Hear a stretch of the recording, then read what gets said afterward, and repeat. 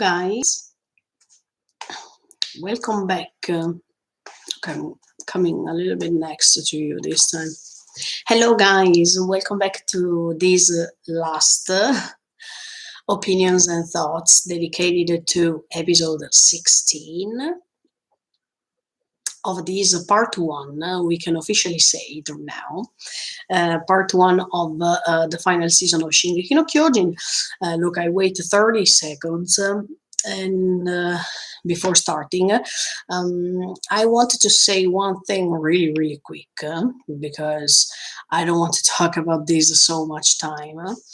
Um, Many people complained because, as always, many people complained because now we have to wait till winter 2022 in order to have the second part. Look, I think people are quite boring.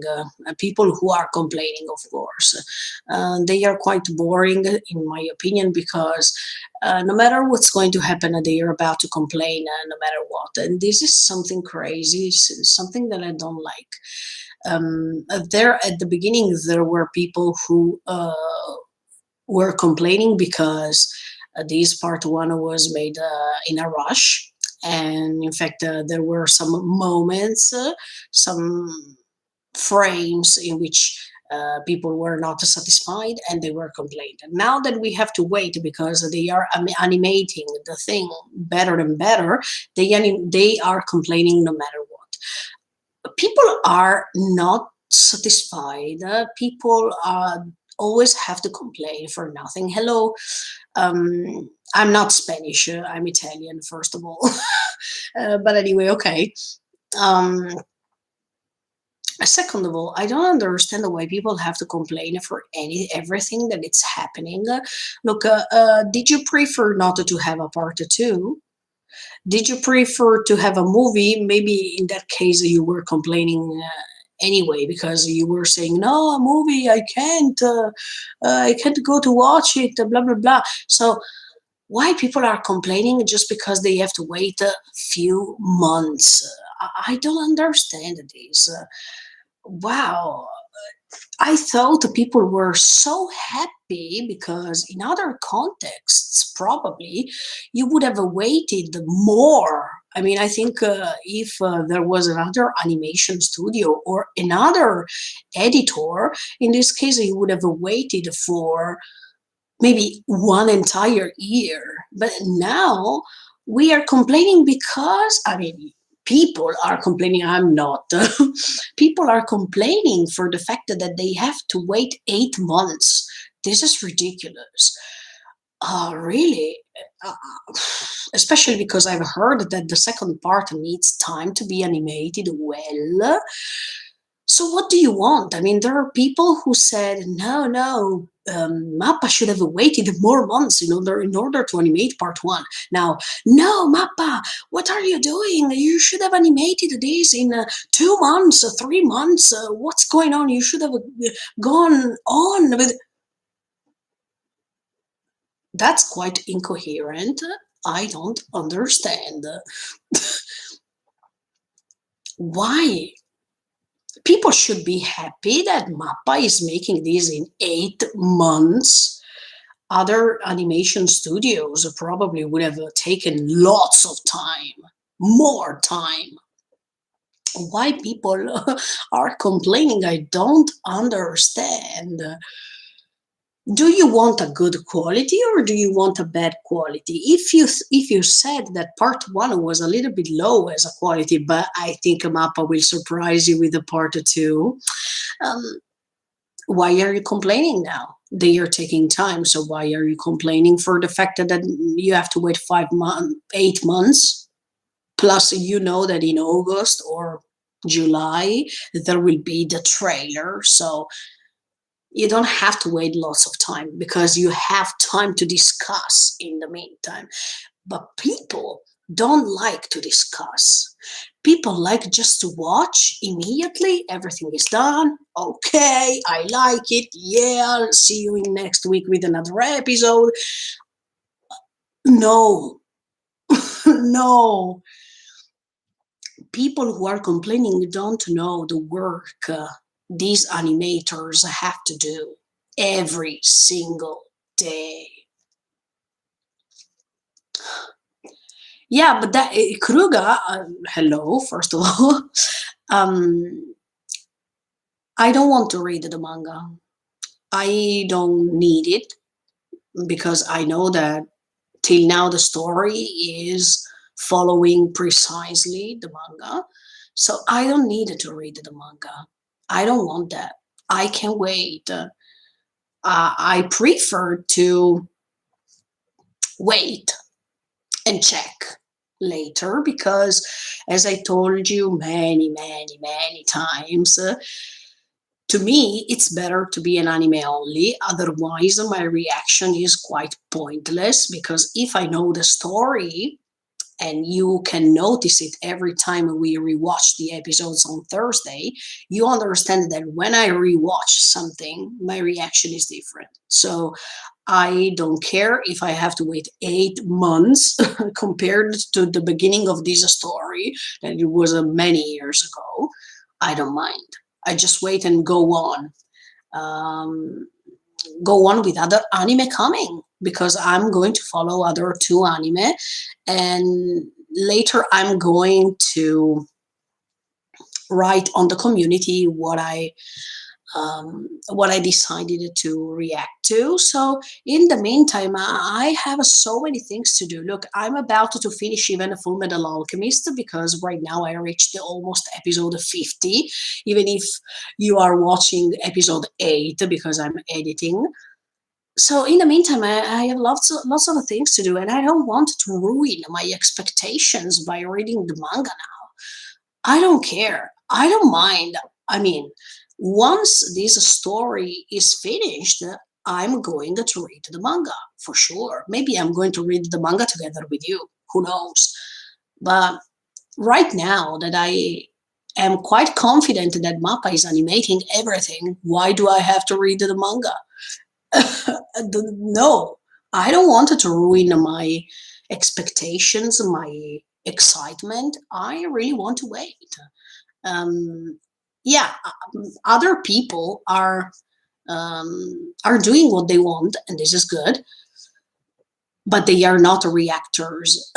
Probably other people they wanted to go on with the manga because anyway they don't have to make reaction videos. They are just people who are watching reaction videos later, right? So my thing is, I don't mind. I can wait for 8 months. Then I'm pretty sure that in autumn, even Demon Slayer is coming. And if you know that, I follow this. So there are so many anime coming that I don't really mind if I have to wait 8 months.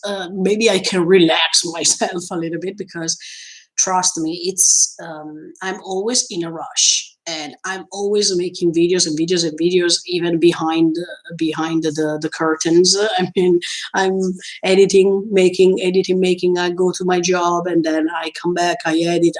My life is full of stress. So if for 8 months I don't know anything about Shingeki no Kyojin, it's fine because in the meantime I'm doing something else. Do you understand? Ah, you are Spanish. Sorry, sorry. I thought you were saying that I am Spanish. Um, I'm going to read all of your comments later. Sorry, guys, but now I have to start with my comments and thoughts. Sorry, this was a huge parenthesis, but I wanted to discuss this together with you. Probably I'm going to make another live streaming in which we can make a chit chat. I mean, um, we can make some questions and answers, so we are free to talk more. But now I wanted to start with this another incredible episode. Look, I have, as always, my notes here because I don't want to skip anything that I have to say. So if I look down, it's for this reason and not because I have a script or something like that. These are notes. It's written in Italian because I am Italian. Okay, so in the first scene, we saw that Hanji heard the thunder spear exploding, and sincerely, from her facial expression, um, I can understand that she's quite worried. I mean, she understands that something wrong is happening, in my opinion, because she has those typical eyes of a person that is scared of what's going to happen. And this is, I mean, I can feel it. It's the first time, sincerely, that I see in Hanji's eyes that type of worry. Because usually Hanji always tries to find a solution. She is ironic. She is scared about what's going to happen to herself specifically. But this time, I can see a deep attachment to Levi somehow, and this is nice because yeah, we didn't see what happened to Levi, but as I told you, in my opinion, I don't think he's dead because. An important character like Levi can't die like this without even showing us anything or without giving him importance, right? So definitely, I think that he's still alive. But it's better if we see him in the second part. So, as we noticed, because then I asked my husband the confirmation about this.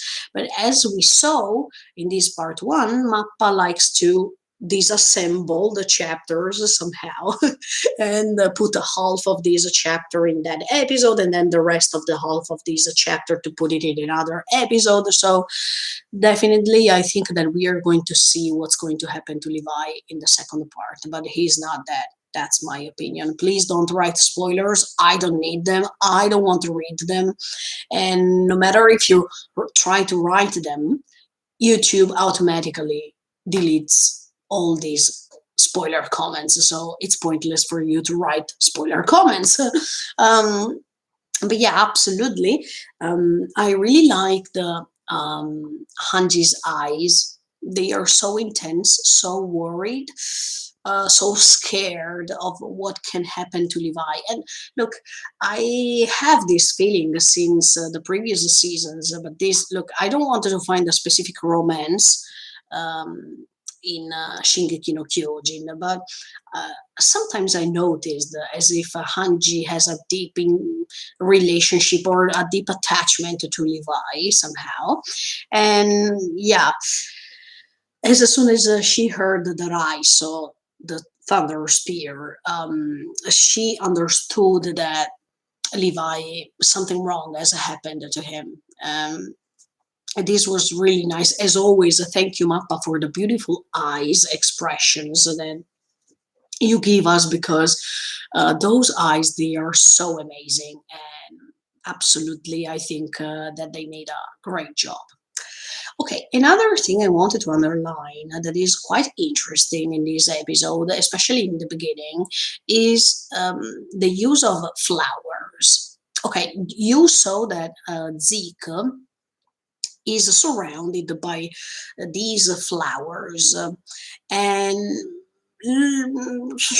this detail is going on throughout the scene, and those flowers are something connected with the Yumiru or Ymir because then she's appearing. That's my thought. Okay, um, it's like as if every time there is that type of flower, and we saw it even in the trailer, and even in the anticipation regarding part two, there is that flower appearing, and then while Zeke thinks that he's dying, and I really admired how they recreate the silence because, as I told you in this story, we see multiple times moments of silence that are anticipating something that can be a battle or can be a thought or can be something really important happening.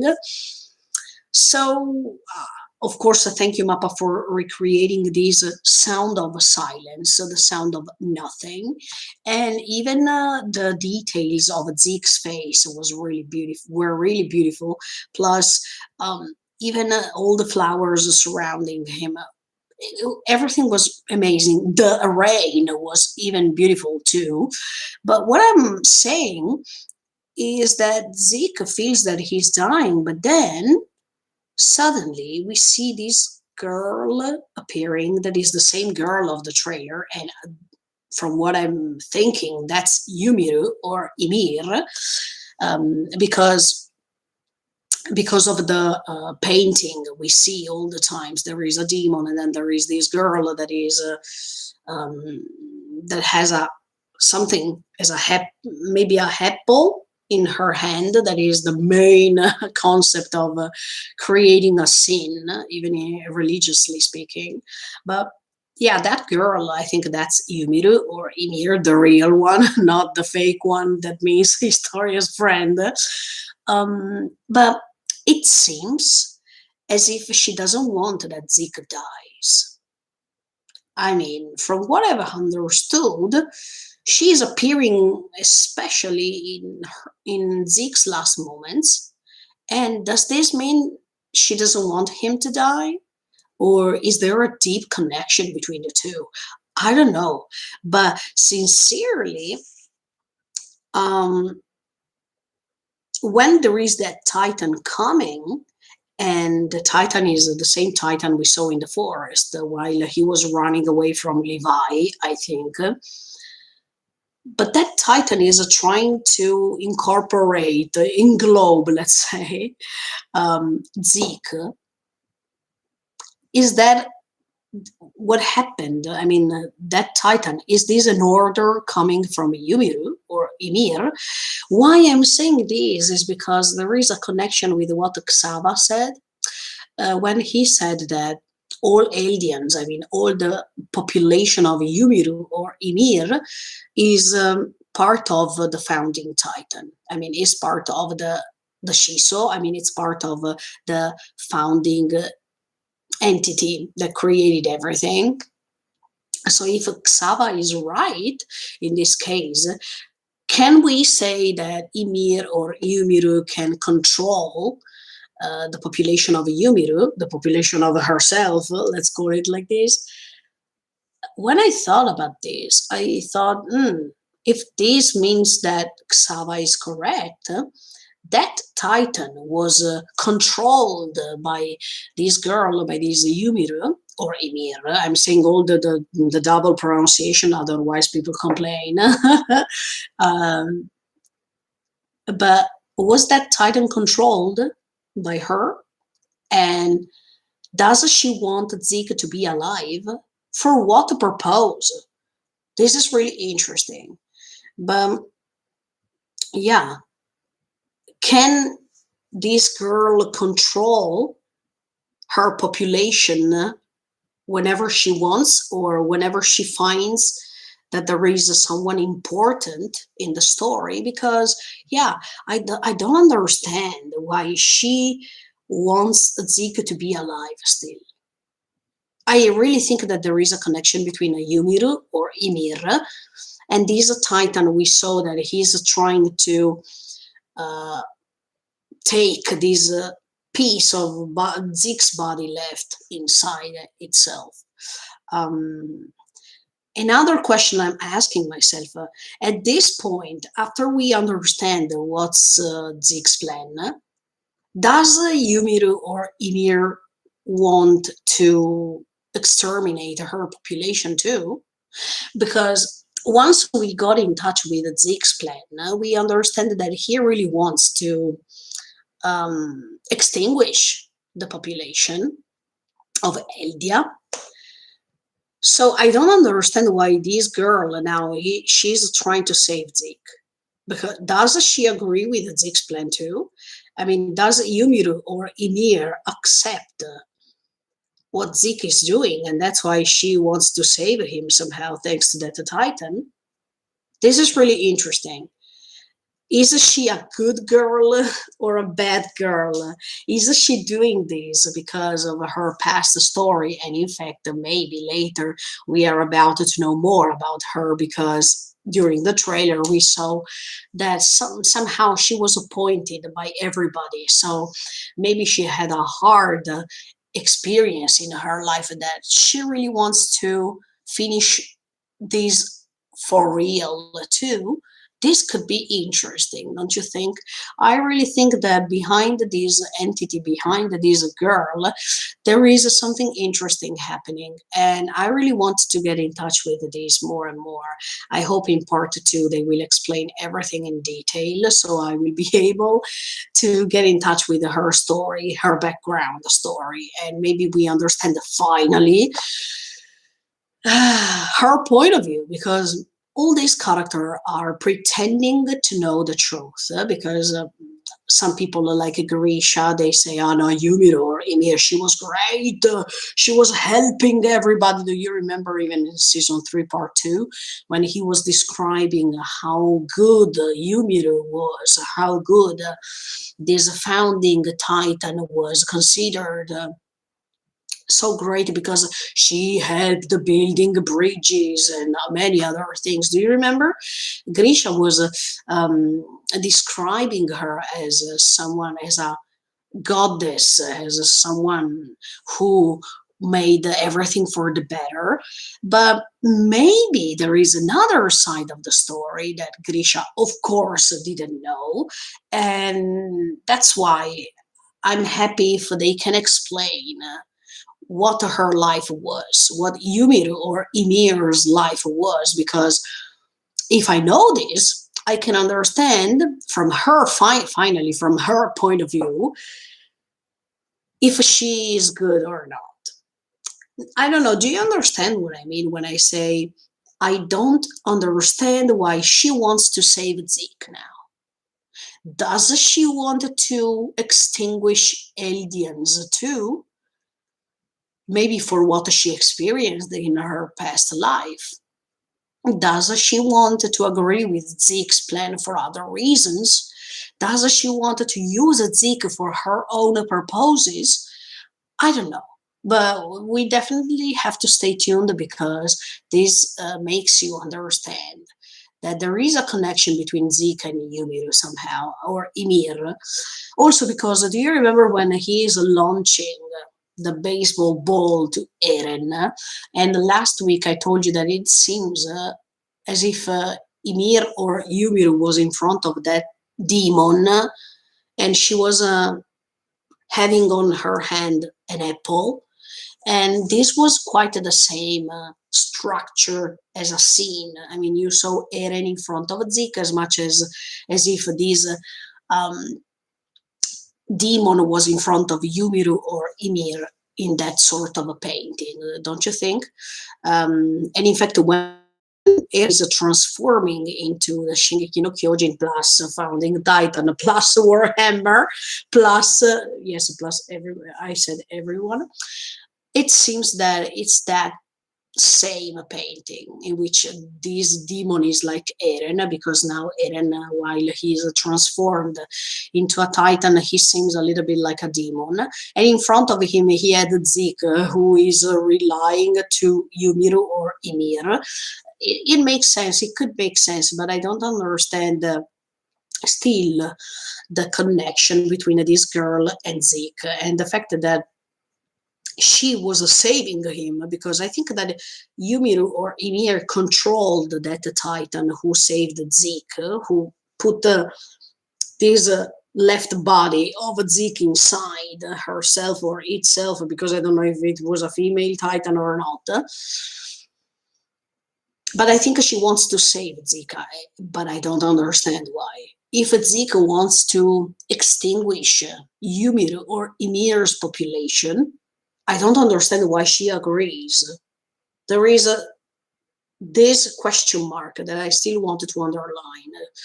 And let's see. But anyway, this was really interesting as a first part of an episode, because I really think that right now in part 2 we are going to discover many other things, many other important things, and I can't wait for sure.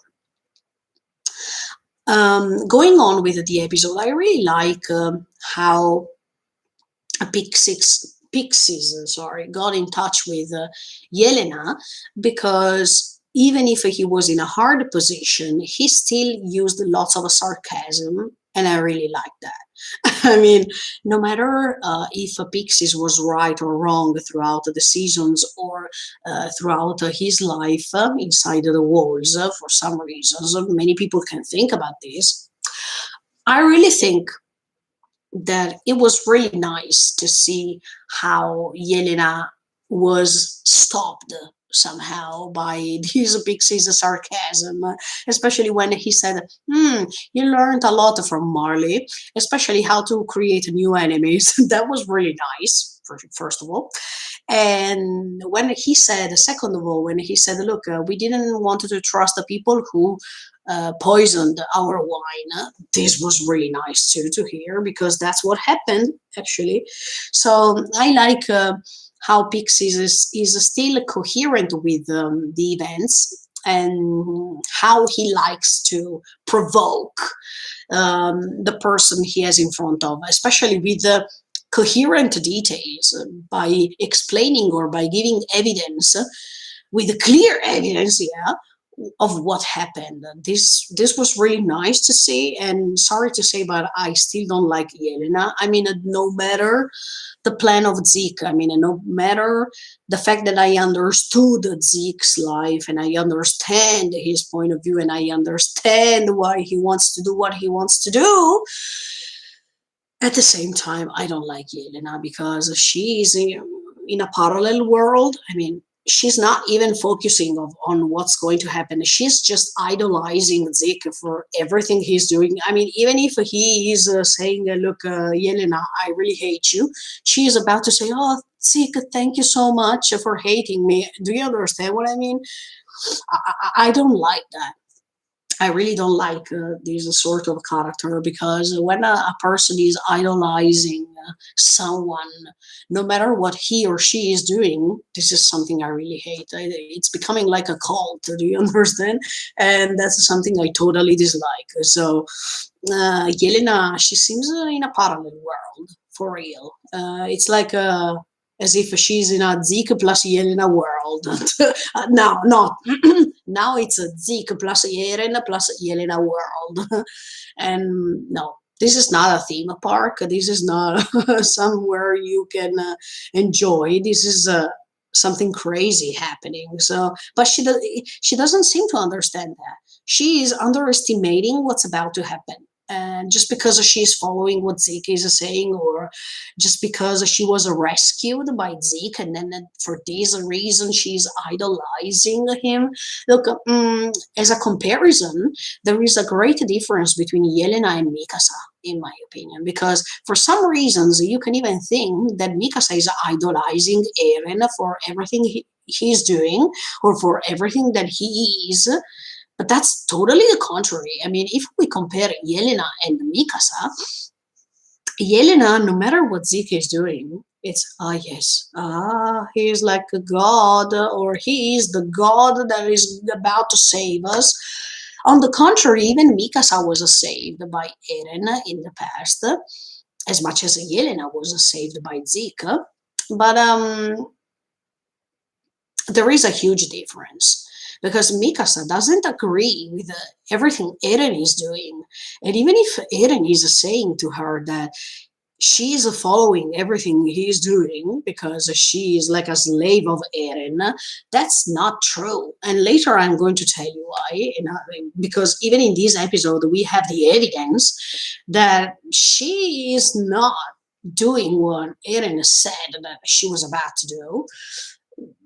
But Yelena, wow, she is okay. You were saved, but now you turned into a person who's following like a cult dedicated to Zeke. I don't like that. Look, I don't like that. And when the Pixies is saying, when we didn't trust you, we were foolish or we were wise.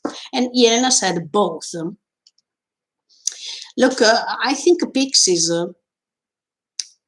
understood that something was wrong and he preferred not to trust them.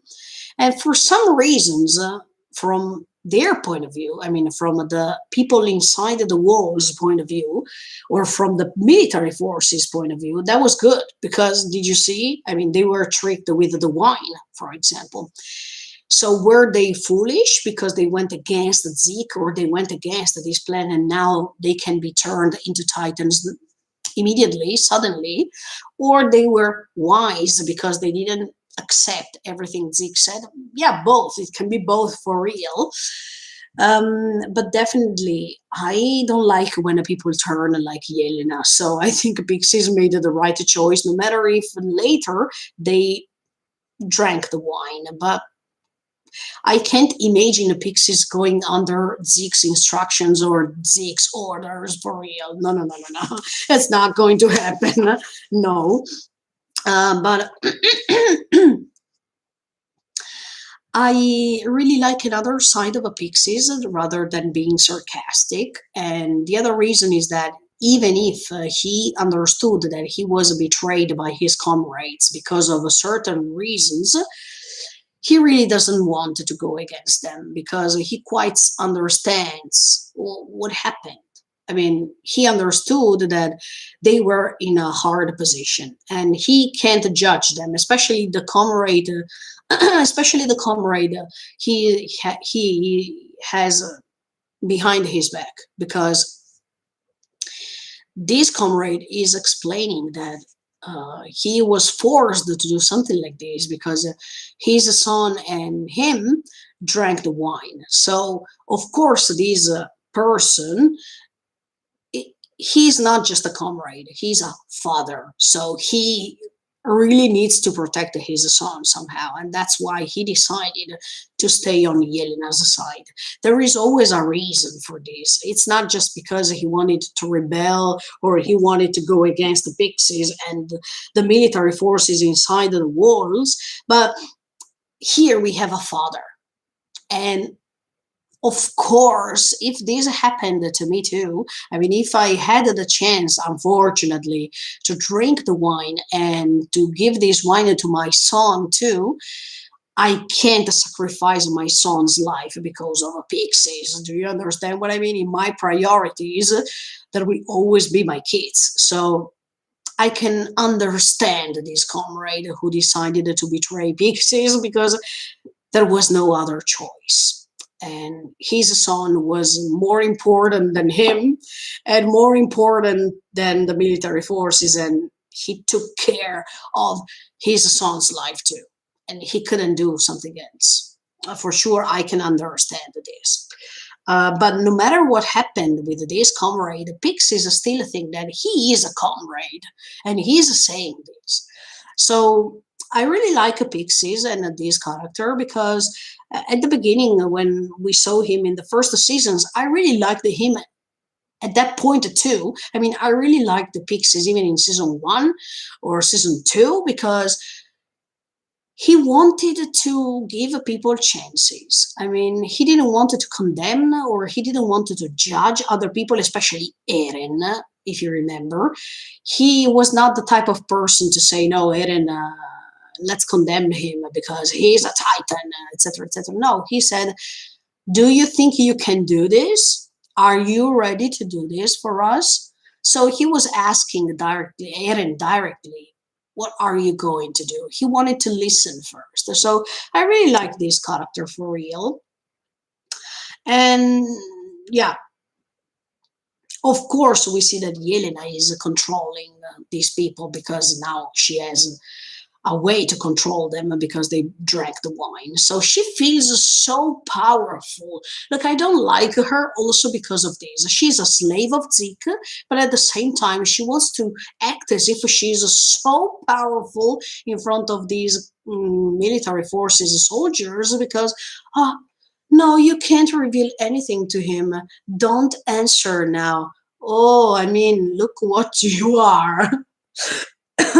Especially because she's idolizing Eren too, but she doesn't know that Eren doesn't like slaves. So Yelena, you will not be appreciated by Eren. So it's better if you stop. Mm, Oh, then we see another great thing that is underlined in this episode and that I saw many, many times, no matter the seasons. It's this concept of number three. Um, Even in this episode, we see that Pixies is analyzing all these types of armbands with different colors. We have the white armband, we have the red armband, and we have the black armband. And there is an explanation for each of them. But what's quite interesting is this number three. That is always a connector to the story. Look, I wrote some number three that we find in this story. Then you can add others in the comments in the chat box. For example, three are not just the armbands that they use here in this episode, but even in Liberio, but they use number three even for the walls because we have three walls. We have a wall Rose, wall Sina, and wall Maria. We have three like the military forces inside the walls. We have the garrisons, we have the military police, and we have the scouts.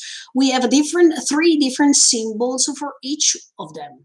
We have even a number three as the friendship, the perfect friendship. For example, Armin, Amica, Saeren is a group. Is a three three people's team. Then we have John, Connie, and Sasha.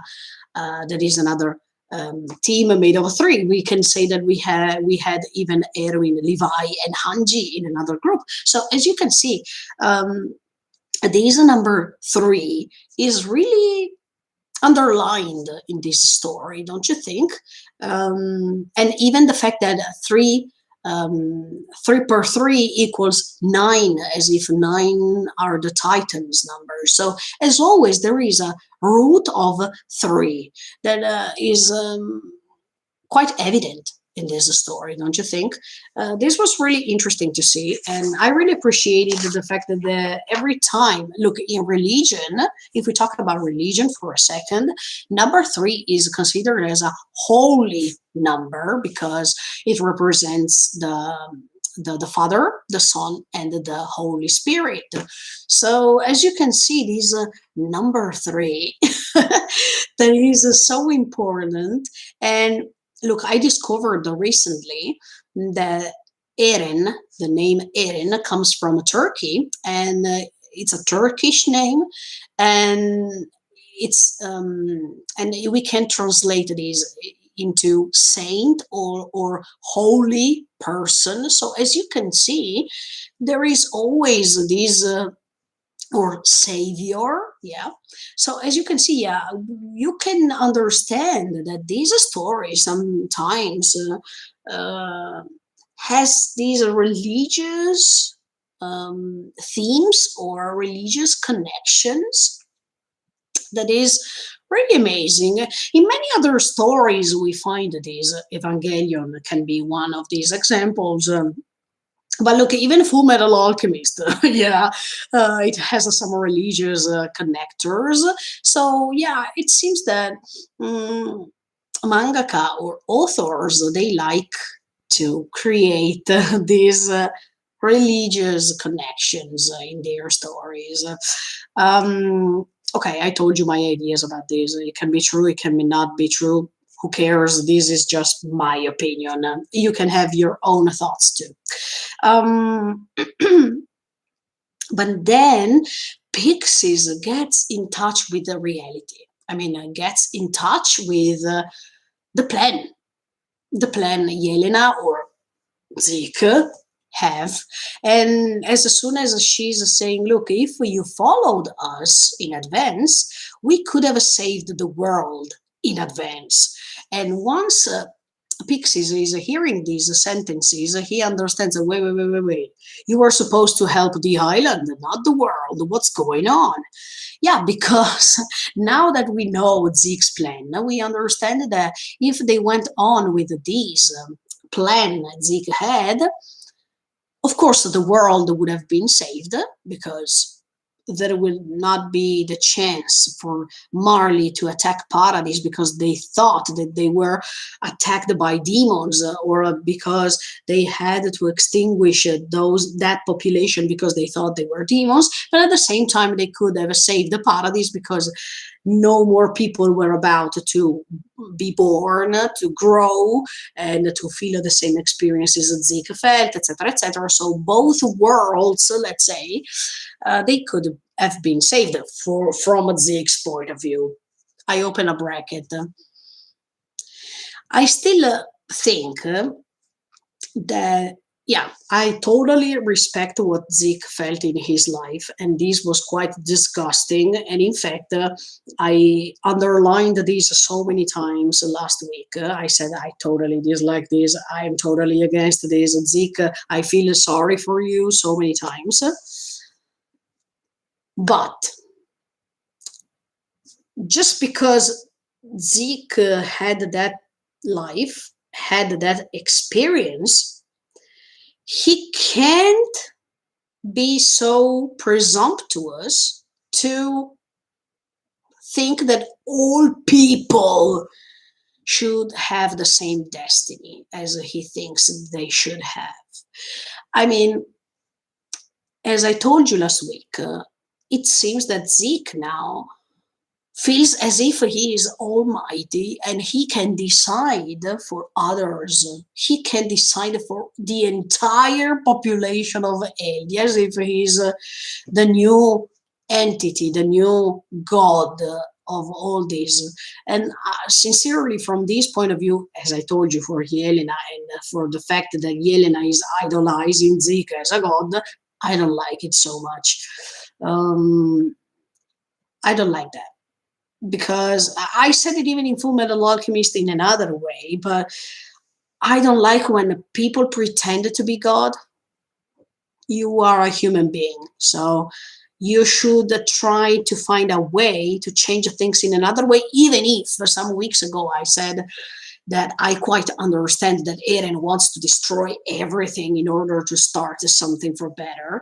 But sincerely, how Zeke is portrayed here is quite exaggerated, as if yeah, he had a bad life, but now he's the god of salvation.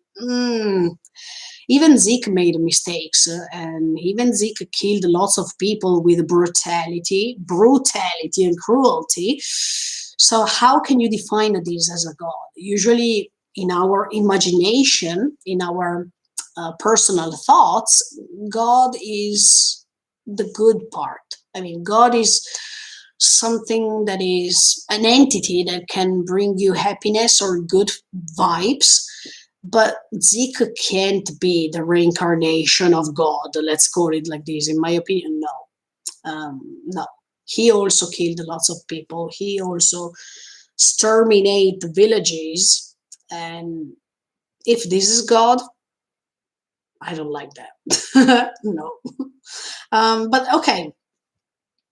Then she keeps saying, Zeke is the god of salvation of this world. I can't stand her. Sorry, but look, many people say that Yelena is beautiful, that Yelena is kawaii, that she's cute. Sincerely, I don't like her so much. I prefer other characters for sure. But I understand the reason why she is where she is, and I understand that Isayama put her over there because we need characters like this in this story. We need the people who seem to go beyond the edges, or that they seem crazy from our point of view. So we need all these type of different characters. Otherwise, if we use the usual characters, it's quite boring. Don't you think? It's better to have a different types of characters involved, so we can recreate the world in this story. Because even in our real world, people are so different from one another. People have different personalities, different thoughts, and different ways to go on with their lives. So it's quite important and quite essential that we find characters like this in this story too. Um, oh, then we have the scene of the jail. And first of all, I wanted to say, look, we need more Sasha's Papa in our world because his daughter was killed. He heard so many bad things about his daughter, and he's still so kind. I admire Sasha's dad because after all the mess that had happened to his life, he's still over there offering the tea to everybody. This is quite amazing. I really love this character, and I think if we could have had more Sasha's dad in our world would be amazing. Don't you think? I really think that this character showed us in part one how great people can be, no matter what happens. This is just an inspiration. I really love him. Yeah. Plus, then there is that when Johnny is asking, come on, or Connie, I don't remember right now, but he is asking, can't you turn into the colossal titan right now so we can go out? After we saw the effectiveness of the colossal titan during the Liberio attack, it's better if Armin doesn't turn into him, don't you think? In fact, he's saying it too. I don't have the control of my power as Eren does. Yeah, exactly. We saw it. We definitely saw this in Liberio's attack. It's better if we don't transform him into the colossal right now. But then there is a great detail that I really loved, and it's when Armin is looking at Mikasa and there is a silence. I really love how silence is portrayed or is underlined in this story. Even thanks to that silence, you understand so many things. And it's really true when they say that silence can speak. Absolutely. I really think that, especially between these two characters, where there were so many things in common, they experienced so many things, and they have in common, they have a friend who now seems to be against them, even if I open a bracket, I still don't believe so. I really think Eren is doing what he's doing for a purpose, and I really think that Eren loves them so much. Close the bracket. But that silence was really beautiful because both of them, they know what happened in that room, and it's like as if they share a secret or they share something that just the two of them know. I'm talking about the discussion they had with Eren. So how Armin is checking as if Mikasa is fine or if Mikasa is still feeling pain about what she heard from Eren. This is so beautiful. I think Armin in this part one showed us how he changed and how he is braver. I mean, he is more brave than before, more courageous than before.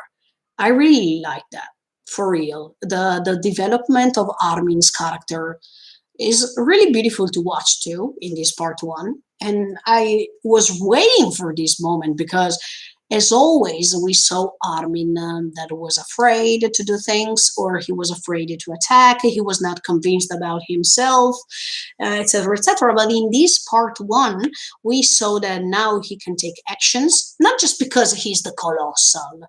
We have to divide. We have to separate these things. It doesn't matter if he's the colossal right now, because many people say, oh, but now he is the colossal. Of course, he's more powerful and he changed also because he is influenced by Bertold. No, I don't think so. I think Armin changed because it's natural. And because, of course, the more you grow, the more you experience, the more you change. Um, in this part one, Armin is taking actions. Armin is not afraid as before, and he is supporting others while yeah, he did that in first seasons too, because he was the only one supporting Eren all the times. But here we see that he is not putting his feelings first. He is trying to console, he is trying to support Mikasa first. And this is how he changed. Because in the previous seasons, he was paying lots of attention to his feelings more than everything, right? He was controlled by this fear of attack, etc., etc. But right now, he is paying attention more on his friends. And this is really intense. I really felt this. And look, Armin, I really like him no matter what. I mean, in this part one, I told you that he is too kind. And usually these type of characters are not liked from people who are watching anime, because many people think that he's becoming boring now by saying, oh, okay, let's bring a peace, okay, etc., etc. And I also said that. I said, Armin, you're too kind, or you are thinking about something that regards utopia that is probably not going to happen. But at the same time, I think Armin is developing a great skill that is empathy. And I really like that because I like empathetic people. I am empathic too. So I can get in touch with him more and more. Yeah. And the way that he's taking care of Mikasa, I really like that. Especially when they were talking before meeting Eren, that he was saying, don't worry, Mikasa, Eren will understand. Or when he's taking care of Mikasa now, because he's in front of Mikasa and he's always checking by looking at her if she's right or wrong. And this is really good because now Eren is not there. So if Eren is not there, he has to be the man. He has to be so strong for Mikasa too. Because many people say, oh, Mikasa is the man. Mikasa is behaving as a man. No, I really think that in this part one, Mikasa is revealing her female feelings. And she's a female here, not a man. I really like this because aesthetically speaking, you can say that she's like a man because just because she has a short haircut, but I don't like that. She's not a man. She's a woman. And she finally in this part one, she's revealing her deep feelings, even if she's not saying anything, but you can understand looking at her eyes. This is so beautiful. Even how Mikasa turned as she turned and developed her characters too. This was really amazing. I really love that. Um, while they are looking at one another, what I felt is as if they are sharing this secret. Let's call it like this. And the secret is how and what they discussed with Eren. And in fact, John said, okay, now it's time if you reveal us what happened. I really like John in this part one too, because of many reasons. Maybe I can make another live streaming in which I analyze each character and I tell you what I like and what I didn't like in this first part. It's really I don't think I will find lots of things to say that I didn't like, sincerely, because I really liked this part one. But as a characters, I don't think I find lots of characters I didn't like. Do you understand? Um, but yeah, John wants to know, and I really like that. First of all, because he wants to understand what Eren said and what happened to Mikasa. Look, John, he's the typical character like in a shoujo, for example. Sorry to say this, but if you watch the shoujo anime, you understand that there is always the couple, the main couple, and then there is this a third boy or third girl who likes one of the couple, but he's not corresponded. I mean, his feelings are not corresponded at all. And John, unfortunately, is like him, like one of these characters. And I feel so sorry for him because And I admire him at the same time because even if he knows that he likes Mikasa, he doesn't want to stop loving Mikasa.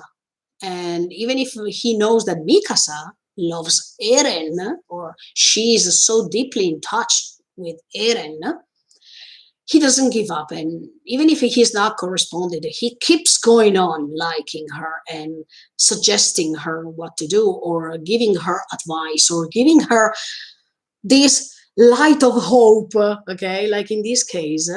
And Johnny, it's like as if he's going against his own feelings all the times, because even if he loves Mikasa, by loving her, he prefers to give her the light of hope that Eren is doing what he's doing for a purpose. Other people would have reacted like Connie, for example. If John was selfish and he was taking care of his feelings and that's it, maybe at that point he would have said to Mikasa, look, Eren is bad. That means, open a bracket, love me instead of Eren. Look at what Eren did to you. Love me instead. But he didn't do something like this. And I really like that. John was suggesting Mikasa to think more and think, look, Eren told you what he told you, not because he's hating you for real, but I don't think that he's stupid, so there is a purpose behind all this. Wow, I really admire John because usually people are selfish. I mean, usually people see that when the one you love escaped or went away, then that person in particular is ready to attack or he's ready to gain your love. No, in this case, John made a step back one more time, even if he still likes Mikasa so much and he really wants to protect her. We saw this even in the sunset scene when they were guessing who was about to become the new founding titan, and after Mikasa said, I wanted to be like this, John immediately said, no, no, it's better if you're not the one candidate, I'm going to candidate myself. So as always, we see John through these seasons trying to look over Mikasa, and this is his way to love her. And even if he knows that he's not corresponding, he still is doing this, and this is really beautiful. I really like John here. Wow. And in fact, in this scene, we see that Mikasa wants to stop Armin from talking. And in my opinion, there are two ways to read this moment. From one point of view, we can say that Mikasa doesn't want Armin to talk because she doesn't want that Eren is going to be hated by others. I mean, she still wants to protect Eren, and she doesn't want that other people think that now Eren is bad. So she prefers not to say anything, and she prefers that Armin stops the discussion because it's better if they don't know that Eren turned that way, in their opinion. And on the other side, I think she wants to stop Armin from talking because she doesn't want to remember this. As you all know, the Ackerman can remember everything and they don't have the chance to remove these memories, no matter if they are good or bad. And so Mikasa, when she says, Armin, please stop, don't say anything, it's like a way as if she doesn't want to remember that moment. She wants to detach herself from it. And that was so beautiful to watch too. How Mikasa seems so sad. Yeah. But at the same time, she still wants to protect Eren because she doesn't want that other people think, ah, Eren, now you did this to Mikasa. That's the clear confirmation that you are bad now, as much as Connie said. In fact, Connie is the only one who, he is really instinctive. I mean, even if it's clear to us because we are someone different. We are not in the story, inside of the story. So we can have different opinions because we saw different scenes. We are omniscient viewers. But Connie refused to think that Eren is doing this for a purpose, and he thinks that he's bad. That's it. No, Connie, I think you're wrong. And later, yeah, I still believe that we will understand, or Eren is telling them directly, I'm so sorry I did this because.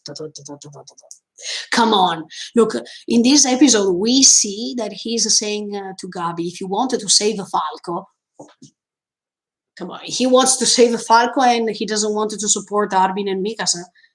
Falco was a slave too. I mean, Falco was a slave of the Marley way to brainwash and stuff like that. And if you ask Falco, do you want to come back to Marley or do you want to come back to Liberio? He is going to say yes. So how can he save Falco and he can't save Mikasa, Armin, and all the others? That's quite stupid. Of course, Eren cares about Mikasa and Armin and John, Connie, and all the others. But this is just a way for him to create his plan. And his plan is something really big that we will understand for sure in part 2. Can't wait, sincerely. But yeah, I really like John and his attitude. Here, it was really amazing. Absolutely. But then Yelena arrives with, look, yeah, I forgot to tell you about Onyankopon. He was at the table with Yelena, and now he's, oh my, I was surprised. Because I told you, look, I like Onyankopon. I think he's different. I think he's not like Yelena and stuff. Okay, I still believe he's not like Yelena because Yelena is exaggerated. But when I saw that he joined the Yelena and the others, I was like, okay, even if I understand why, because they followed Zeke's plan and blah, blah, blah. But come on, Onyankopon, you were talking about a god when you were explaining things about your skin and the tone of your color, but then you are joining Zeke, who pretends to be a god of salvation, or you follow Yelena and the others when they think that Zeke is the god of salvation. Come on. No, I was so surprised, but at the same time, I understand why he is over there, because he agrees that there is no more pain in the world. And if that's the proper solution, let's do this. But look, I really surprised myself for real. But let me tell you honestly, now I have a theory, but then on Thursday we are going to talk about it, because on Thursday there will be the rewatch, plus I will make my theories for what's coming next. Stay tuned. But is Onyankopon for real on Yelena's side? I still have doubts about this. I don't know why, but because when John said to Onyankopon, "Are you really? I mean, really, are you on their side?" And he said, "Because you were the first one to put me in a cage as a volunteer who was not trusted," and something like this. But look, when he was talking to Hanji, he seemed really honest. So I don't know. I wanted to see Hanji's reaction when he's seeing that Onyankopon is on Yelena's side after everything that happened, because of course Hanji doesn't know anything now. I mean, she knows about the wine, but she doesn't know that. Does she know that the wine went to the forest? That big box of wine bottles. Does she know that they received it in the forest where Zeke and all the others were over there, or not? Because if she knows, but I really wanted to see her reaction when she sees Onyankopon in a different way, because I think she's not expecting this. I really trusted Onyankopon in the previous episodes, especially when he had that sort of a relationship with Hanji. I thought that they were really honest to one another and that she could trust him, especially because, yeah, he was confined as a not a trusted volunteer, but at the same time, Hanji showed him that she was going to trust him and she released him from that condition. So, Onyankopon, that's why. Okay, I put a question mark. I'm going to think about it until Thursday, and then we are going to discuss about this for sure. Um, one more time. Here we have John versus Yelena, and John is deeply convinced of the usual plan that they were thinking, like pixies, right? He is thinking, look, you just wanted to get your revenge for what happened to your home country, etc., etc. But then Yelena is saying, no, look, the plan is another one. She's just she just wants to follow Zeke's plan, and everything Zeke is doing is I don't know how to describe this, but she is definitely. I don't want to say brainwashed, okay, because this is wrong to say, but somehow she is, because everything Zeke is doing is like a law. Everything that Zeke is doing or is saying, she has to follow it. Yeah, I mean, it's like as if she's seeing lots of angels if she looks at the sky. I don't know how to describe this with other words, but you understood what I mean. It's like as if there is an apparition or something like that. That's exaggerated for sure. But then we see the contrast between Grace, let's call it like this, otherwise I'm going to say Grace, and Niccolo. Oh, one more time. In this case, let me tell you honestly, I understand Sasha's father's point of view. I admire him so much. But when they offend the person I love like this, I can't. I really can't. Grace was disgusting. And the way he was talking about Sasha. Look, did you see? Sasha died many episodes ago, but she's still here. This is amazing. And that's why I believe Levi is alive, because if you see when an important okay, Sasha was not important as Levi, even if she is one of my favorite characters, but as you can see, when Sasha died, lots of people were talking about Sasha even after that. If Levi is dead right now, come on, nobody is talking about him or nobody is paying attention to him. That's why I believe he's still alive, and we will see him in part two, because come on, I can't imagine something like this. This is impossible. But anyway, going back to what I was saying, Grace was disgusting, and Niccolo, I still appreciate how much he cares about Sasha and how much he's trying to defend Sasha no matter what. This is so beautiful. But at the same time, we saw Sasha's father watching, and we understand his point of view. We already understood him. We already understand. I think he has a pitiful glimpse. I mean, at that moment, he is looking at them with lots of pity. He feels so tired because every time there is this way to portray Sasha as a demon, etc., etc. On the other side, Niccolo wants to react and he wants to kill him, etc., etc.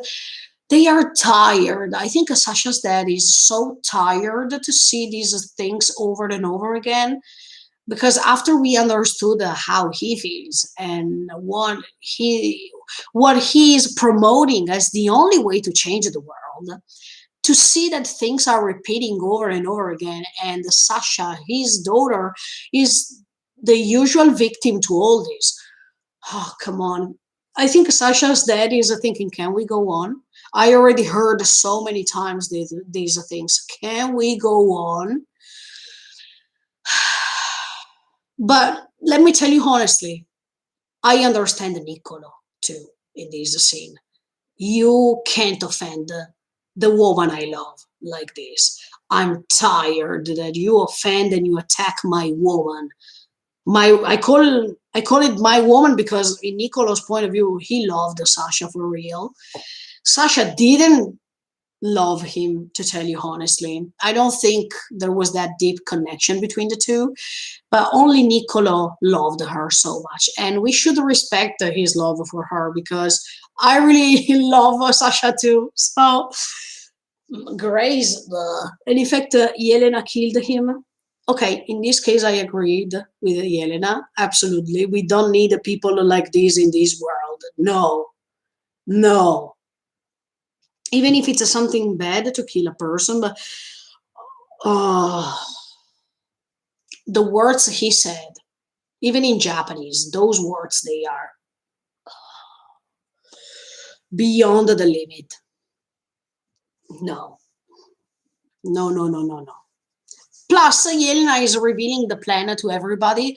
Oh, hallelujah, because we really wanted that they also knew the plan so they can say their own opinions. I think that was the best thing to do. Finally, there are no more secrets. They know what Yelena and agrees with Zeke, but we know what Zeke wants to do.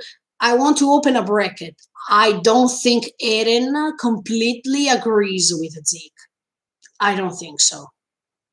I don't think so. I still believe Eren has his own plan that in some ways agrees with Zeke's plan, but not entirely. So, yeah, I don't think that Eren is agreeing 100% with Zeke's plan. Let me tell you later why. One of the reasons, at least. Oh, then we have the scene Gabi pick Eren. I call it a Gabi pick Eren scene because, yeah, that's a great scene. First of all, I wanted to say something regarding Gabi because, wow, before Eren appears, look, Eren appears from nothing, always. Boom. That's really amazing. But Gabi, are you changing a little bit? Oh, I'm so happy because when she says, look, she is saying something like, they are demons, but why I feel like this, or something like that.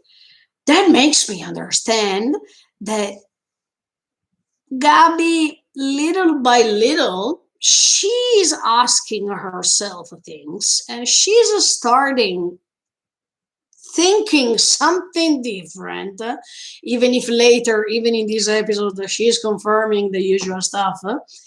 But sometimes there is this light of hope that Gabi can understand that she was forced, controlled, brainwashed, etc., etc. I'm really happy that I saw this light of hope, and I hope that throughout part two, too, because I think she's going to survive somehow. I mean, she's going to go on until the end, at least until the end of the story. But I hope that throughout these journeys, she can change her mind a little bit. Even if it's a 5%, that's huge. Because if you understand what does it mean, I mean, to be brainwashed, it's really horrendous, horrible, and to turn your mind upside down and to start over all over again, this is so hard to do. So I put myself in Gabi's position, and as I told you many times since episode one, sincerely, it's really hard. It's really hard to change your mind, especially if you were born like this.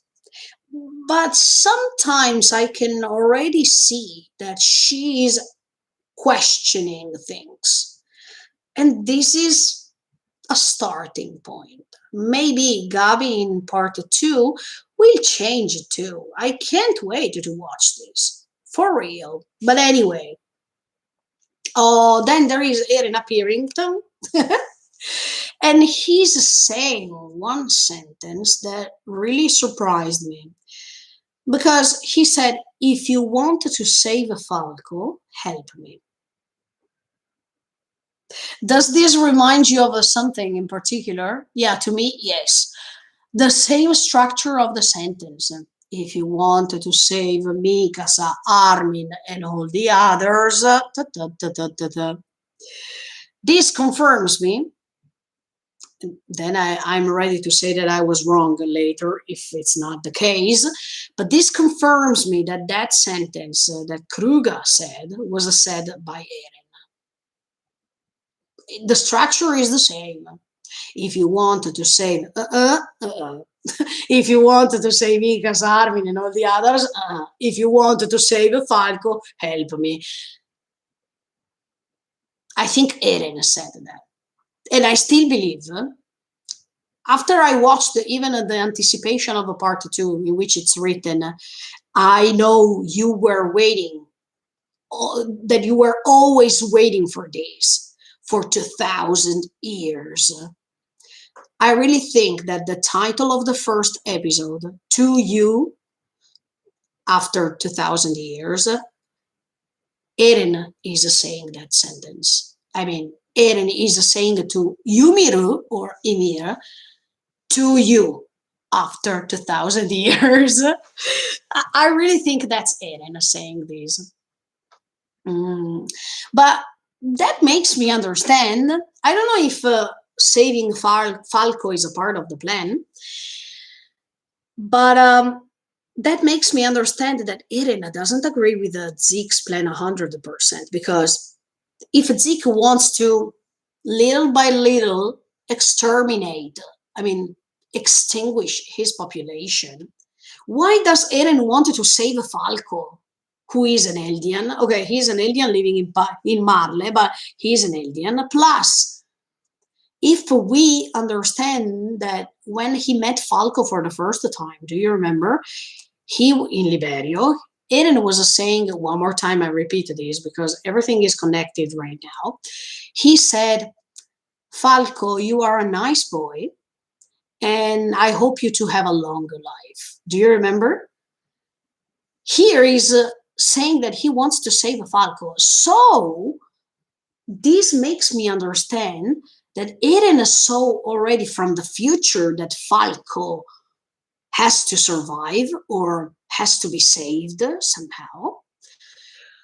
I don't know why, but that's why I really think that Eren has another plan. Okay, he agrees with Zeke for some reasons, but at the same time, I think he has his own plan. And this own plan is not matching perfectly with Zeke's plan.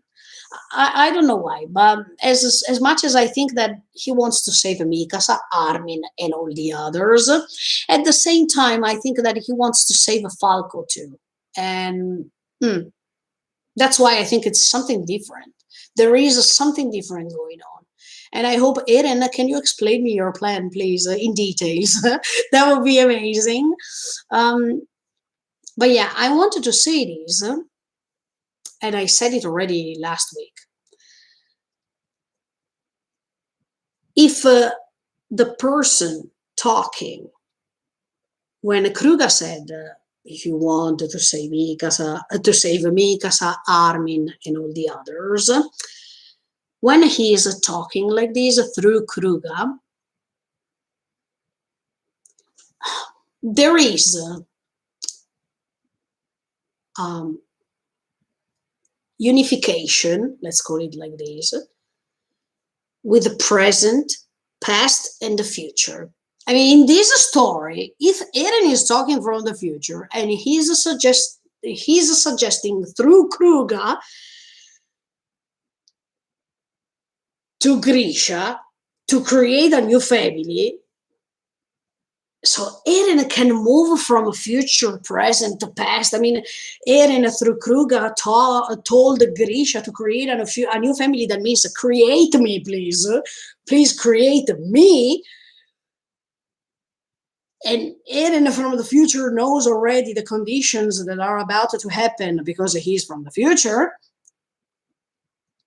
All these stories, a circle, everything is connected, and this is so amazing. I mean, if we discover that Eren is the one who said through Kruga to Grisha, if you wanted to save Mika, Armin, and all the others, because that's what he was talking about Falco here in this episode. If you wanted to save Falco, please help me.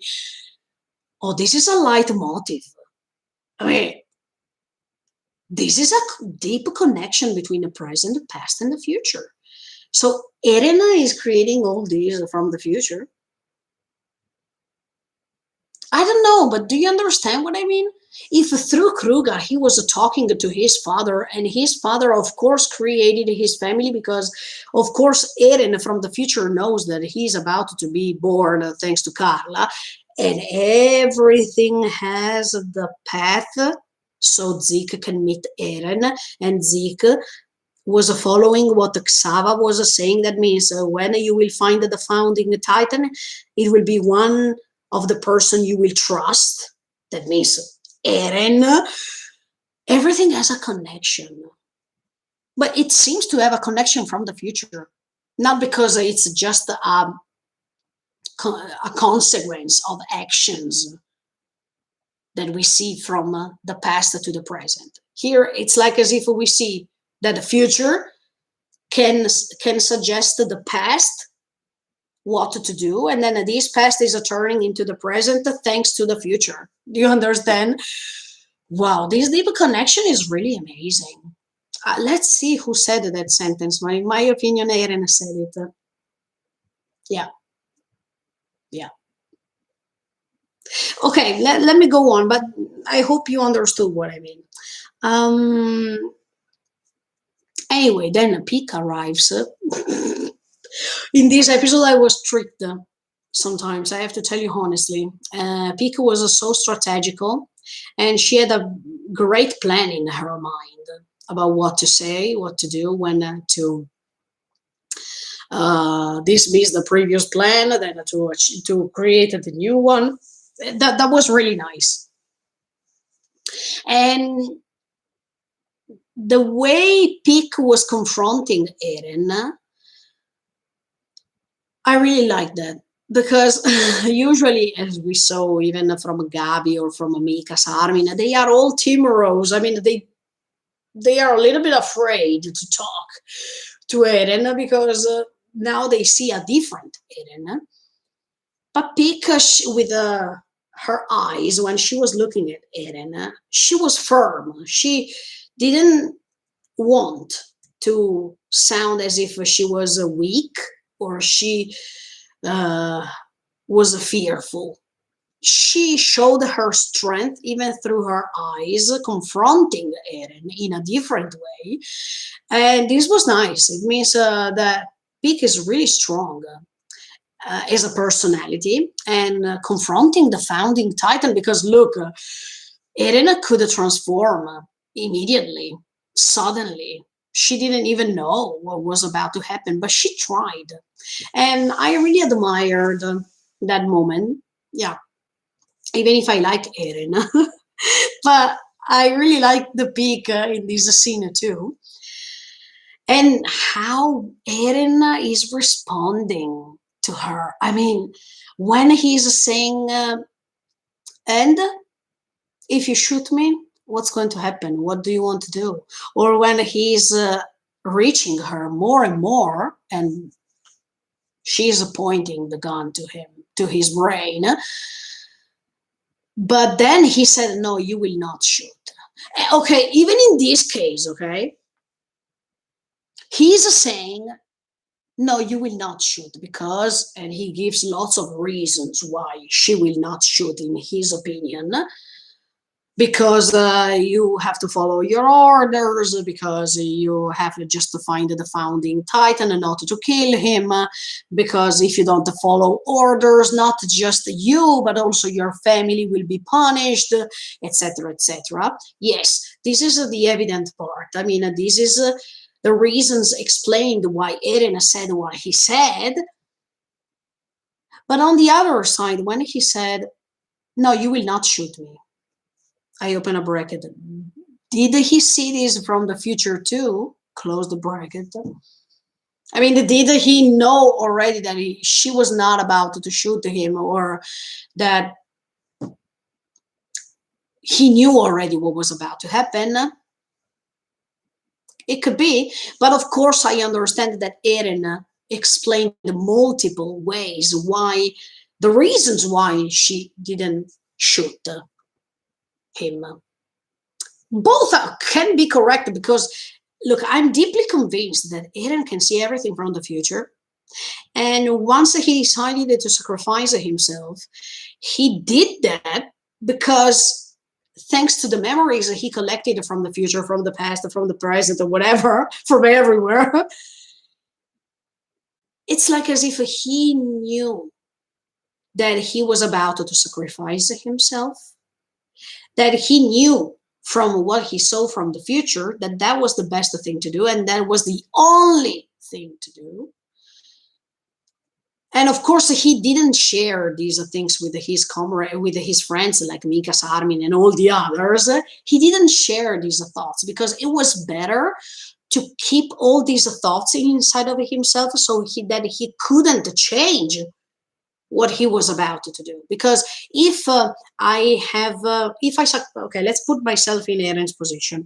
If I sacrifice myself, and if I saw things from the future, if I share these thoughts with Armin and Mikasa and all the others who don't have the same ability, they are going to create lots of obstacles.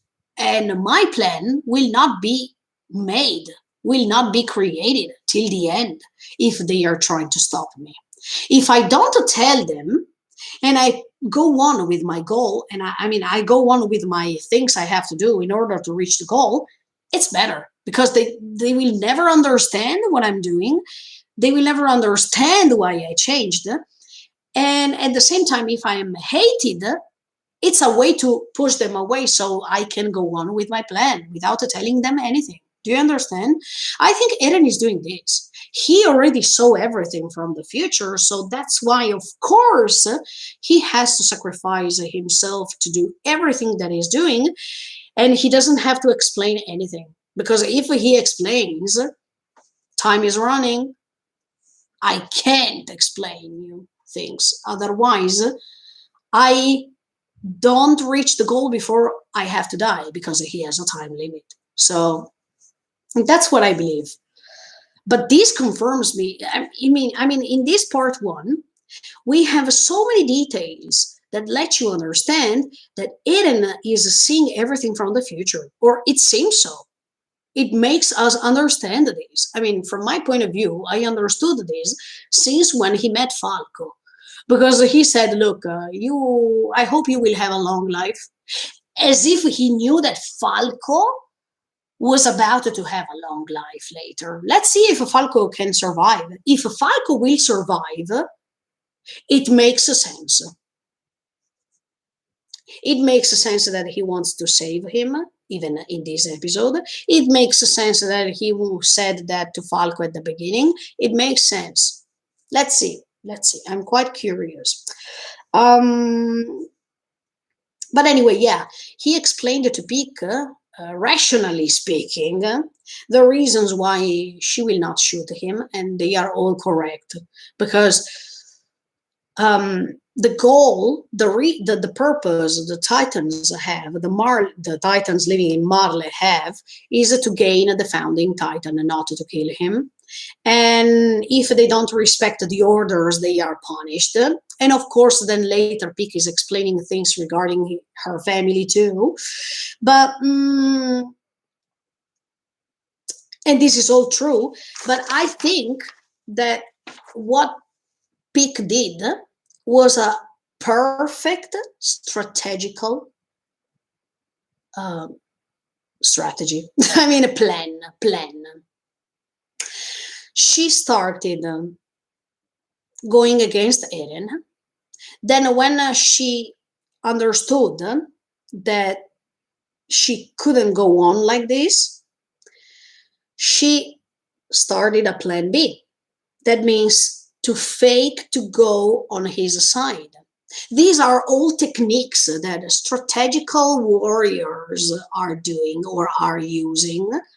And this is the perfect, Peak is the perfect representation of what a warrior is. Strategy, cautiousness, care.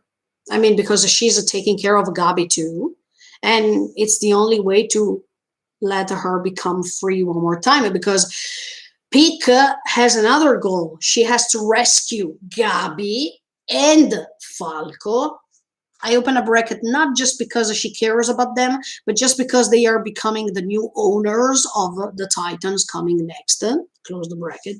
And she said it even after the attack of Liberio. Do you remember? She said, we have to rescue Gabi and Falco because they are the new owners of the Titans. So she is there even to rescue Gabi's life for that purpose. So Pika is in a hard position right now because she's in front of the founding Titan. She's risking her life because she doesn't know what can happen. She's creating a deep strategical plan inside of her mind. Plus, she has to be careful also for the fact that Gabi is over there and she has to rescue her. So that's the perfect plan of a warrior. And if I'm not wrong, when they were describing the Titans in episode 2, I guess, or episode 3, I don't remember specifically, but I remember that when they were analyzing all the Titans, when they were talking about the cart Titan, they were saying that Peak was chosen because she is really strategical. She has a deep mind and she can create great plans or something like this. That makes sense because what she created in this episode is a perfect strategical plan. And everything was already inside her mind. I mean, I'm deeply convinced that Bika, in her mind, thought, okay, if Irina doesn't agree with the plan A, let me go on with the plan B, let me go on with the plan C, let me go on with the plan D, etc., etc., etc., until I reach the final goal. And she made it. Okay, but let me go on first with the scenes, and then I'm going to repeat you all the strategical plan that Peak created for this. But then at first she said, Gabi, be prepared to shoot Eren.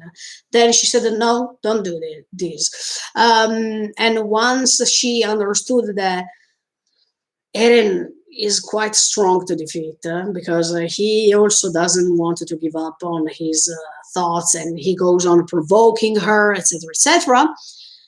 Then Pika is asking something interesting because she's saying, do you have another weapon?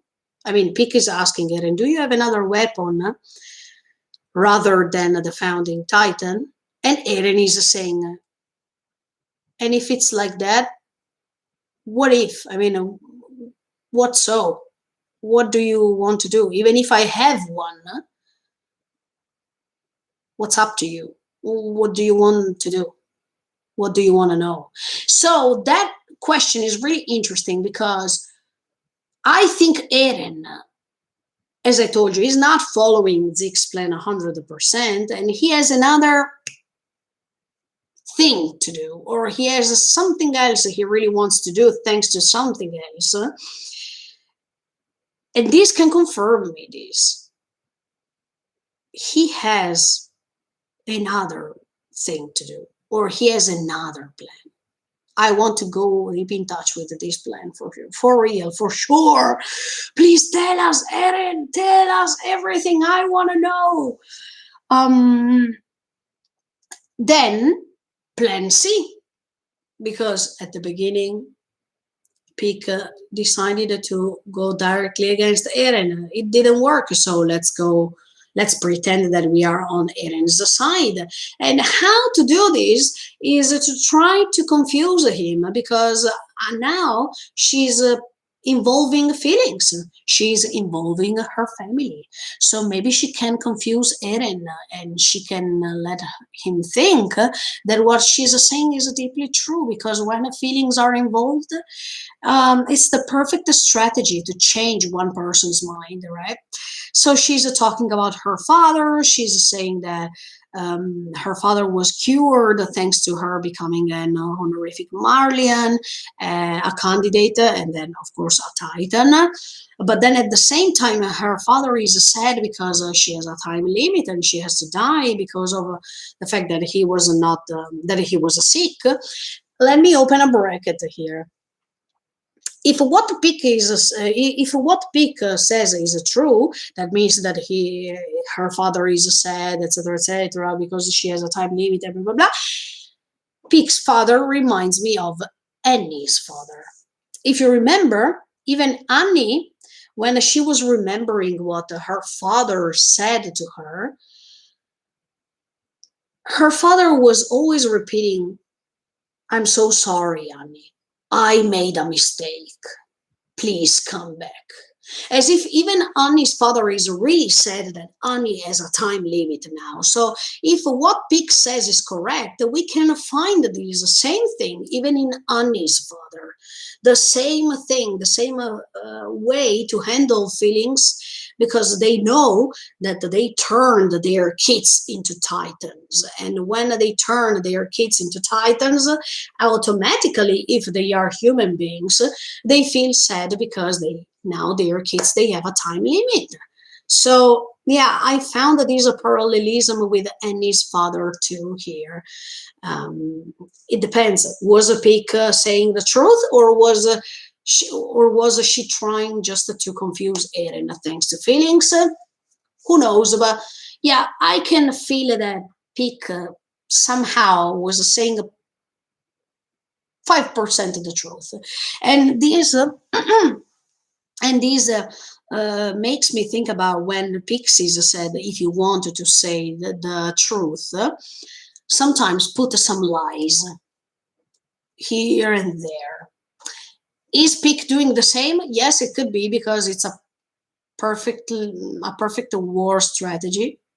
So that reminds me when even Zeke was saying lots of lies, even with the spinal fluid, etc. So these are all techniques, okay, to avoid the enemies or to avoid the enemy's attacks. So I think a Pick is doing the same here with Eren.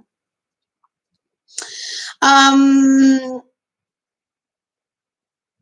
and then I really liked when Mappa decided to show their faces confronting one another, and Eren was firm. I mean, he was there looking at her, trying to understand if she was doing something against him. And at the same time, Pick didn't want to give up thanks to her eyes. So Mappa did a great job by underlining these faces, these eyes so deeply.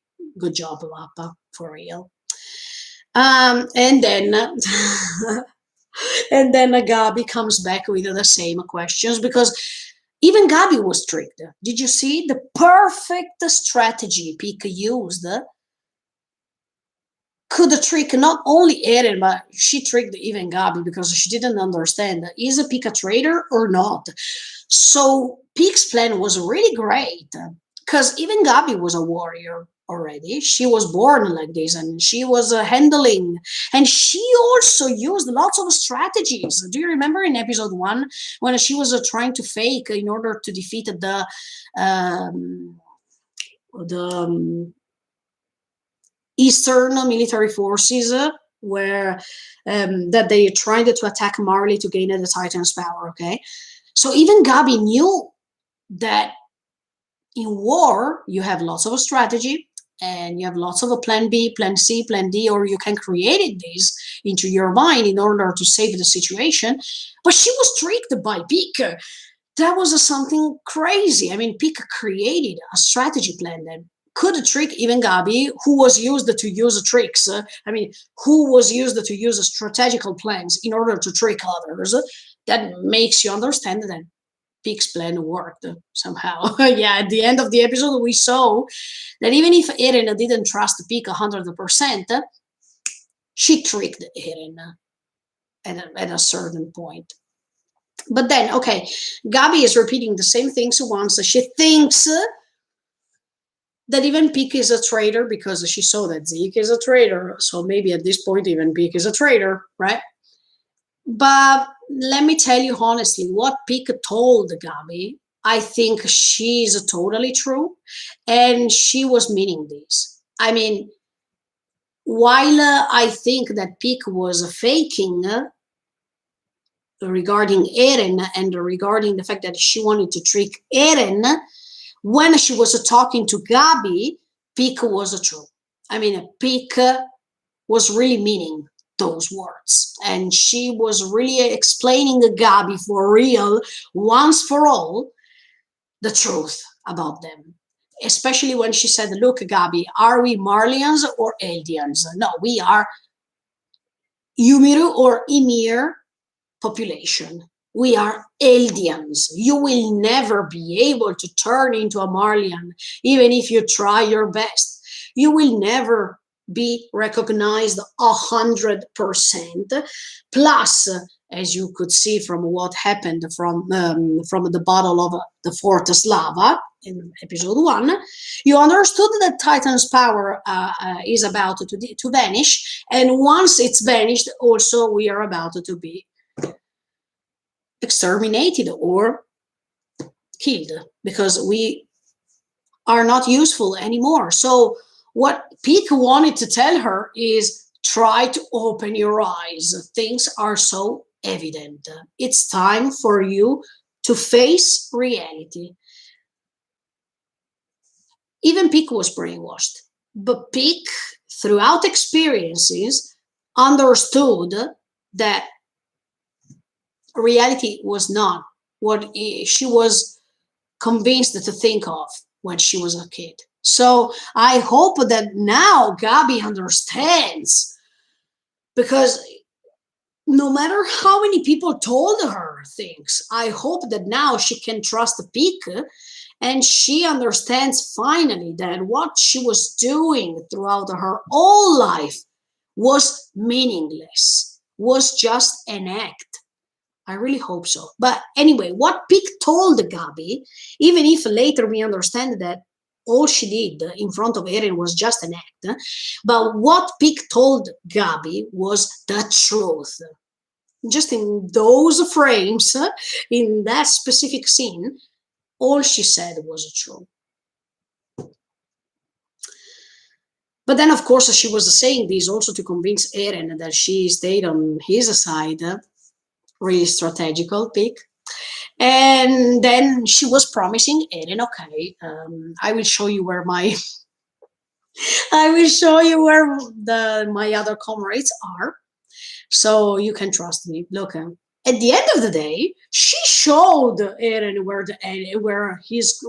her comrades were, so she was coherent. She didn't break the promise.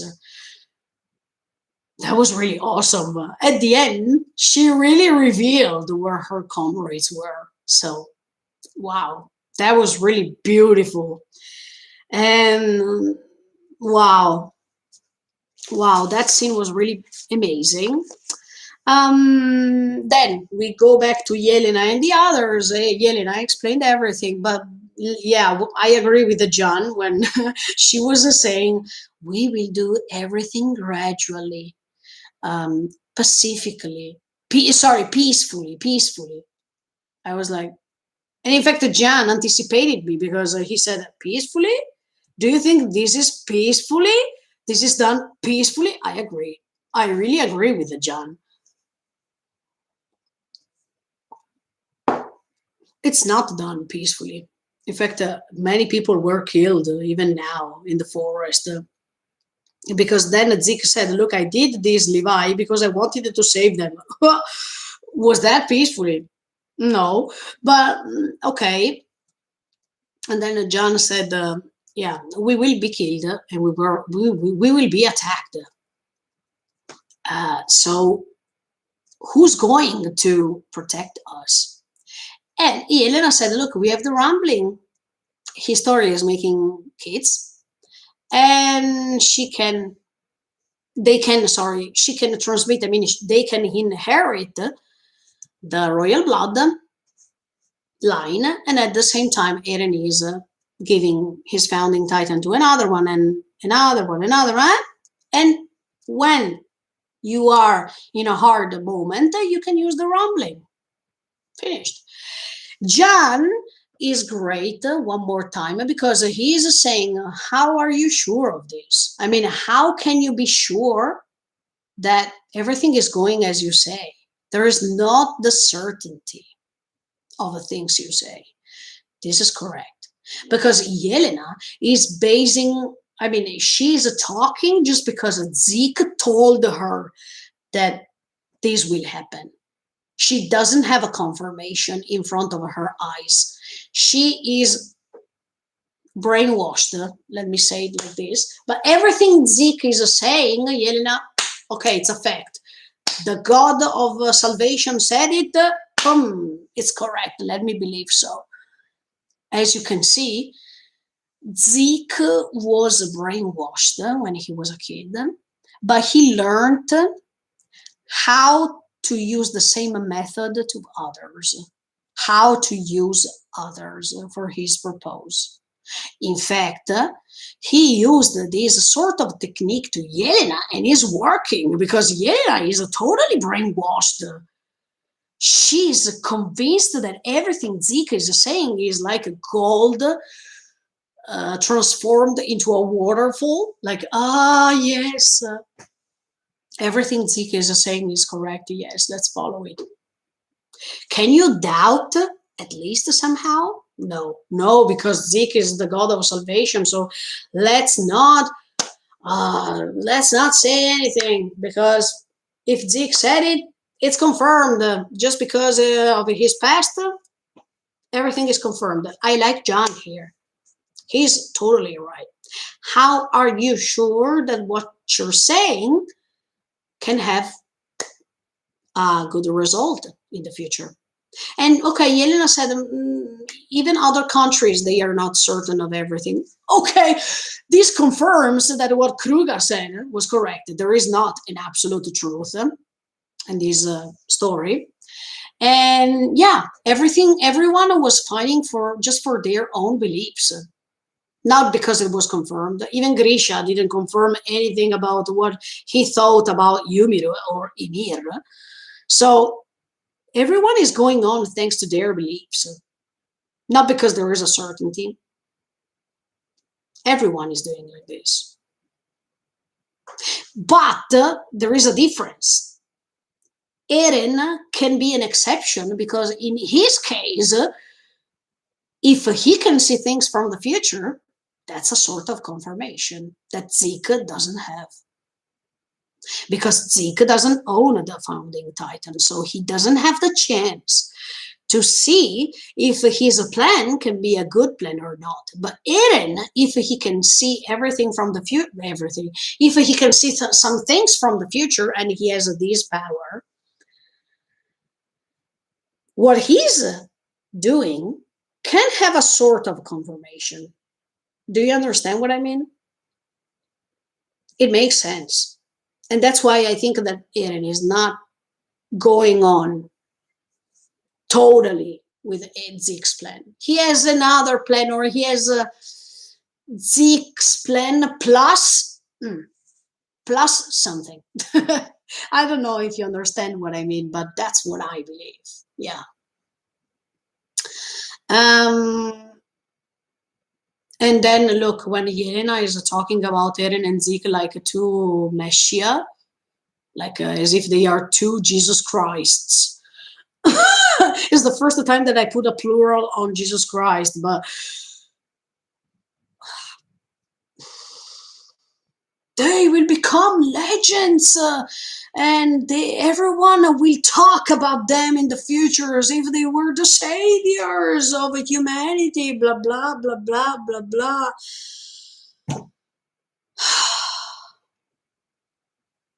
Look, Yelena, I think it's enough. No, for real. And now, yes, thinking about what Armin did, now I understand. I mean, now I think I understood. Because during the reaction video, I saw Armin praising her. I mean, I saw Armin crying and praising her. And I was like, Armin, what are you doing? In fact, during the reaction video, I said, Armin, what? Eh? But now I understand. I mean, maybe tell me that, okay, maybe Armin is mocking her.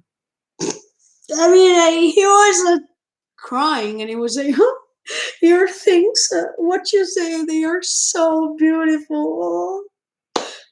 Yeah, he's mocking her. Oh, yeah. In fact, the others, when they were looking at Armin, okay, they were looking at him like this. Mikasa didn't have any sort of expression on her face, but if they were suspicious about Armin, they would have said, Armin, what are you saying? Are you crazy or something like that? They didn't say anything. So that makes me understand that he was mocking her. And sorry to say, but I really like Armin here. If he's mocking her, that's great because, look, that makes you understand that Yelena believes in everything she sees on the surface because she believed, I mean, she believed that Armin was praising her. She is so brainwashed, or she is just looking at the surface. And this makes you understand that she didn't understand anything about Zeke's plan for real. She's just idolizing him just because it's the proper thing to do in her mind. Okay, just because she was saved, just because Zeke is seen as if is the savior of humanity in her mind, but that makes you understand that that Yelena doesn't detect when someone is lying to her, because that's the proof. Armin, in my at this point, she was, I think so, she was mocking her. He was mocking her, and she didn't even realize that. She was believing everything Armin was saying. That really makes you understand the condition of Yelena's mind. Just because people are following her, okay. I'm so happy you understood that. Come on, can you go deep inside, or do you want to stay on the surface always, or you prefer to understand if he was mocking you or not? Or don't you think that's something strange as a behavior? Because look, Armin is inside of the jail, and now he is telling you that he is praising you for what you said. Don't you think it's a little bit incoherent? No, Yelena is not even thinking about this. She is just thinking, okay, he's agreeing with me. That's good. No, no. Yes, exactly, Mishu. She is just like part of a cult. Yes, yes, for real. But look, I don't like Yelena, sincerely. No matter the fact that she was saved. Look, I saw this many times in other shonen related to other characters, but as I told you, Zeke was so strategical because, okay, let me tell you this. Okay, Zeke, I feel sorry for you for what you for what happened in your life. Yes, I was so sorry last week, and I don't disagree with this. I mean, I still feel sorry for him. But after all you experienced with the brainwash thing, and for the fact that you were forced to believe in things and stuff like that, you did the same thing to Yelena and all the others. To Yelena and the volunteers, you were brainwashing them somehow to go on with your plan and to tell them that your plan was beautiful, was great, was the salvation of Ellie, etc., etc. You too didn't learn anything from your past, let's say, because even Grisha didn't learn anything from his past, and he did more or less the same thing to Eren. So, wow, this cycling of events is something crazy, crazy. Wow, wow. But then the military forces are moving because um, Eren and the intruder, that is Pika, they are moving. But if you remember at the beginning of the episode, Eren said to Gabi, please help me by sending a message, a radio message to tell that the intruders are moving inside the walls or something like that. Now we see that the military forces are moving to that main room where Galliard is, and somehow Falco is going to stay over there alone or with some military forces involved. Yes, but he's going to stay over there. So probably they find a way to rescue Falco too. That means Eren's plan is going to work from this point of view somehow. Hmm. Hmm. I have to think about this a little bit more. Then we see Pika that is saying hi to Galliard. Look, but look, let me say one thing. In the English translation, they put when she's saying Yoroshkune, they say hi there. They put in the subtitles. They put hi there.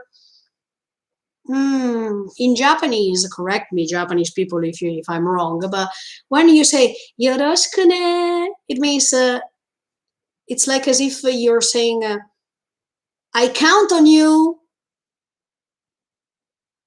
Do you understand what I mean? When in Japanese you say Yoroshiku onegai shimasu, you think when you say something like this, it's like as if you say, I hope I can count on you. Okay, so when it was translated into hi there, I think that's a wrong translation. Yes, she wanted to say hi somehow, but at the same time, when she said Yoroshikune, it means I count on you. In fact, we see Galliard over there in the middle of the crowd. So it's like as if everything went well, and now it's your turn. I count on you, Galliard. Do you understand what I mean? So that translation was inappropriate, in my opinion. If we check Japanese as a language, that Yoroshikune, I thought it was like, now I count on you. With the, in fact, Galliard was over there. Wow. Wow. Look, this reminds me the same strategy Eren had with the attack on Liberio. And in fact, later, when Galliard is appearing at the end of the episode, it's almost the same strategy. He used the same way to appear as when Eren appeared and he killed Willy Taiba. That's the same strategy.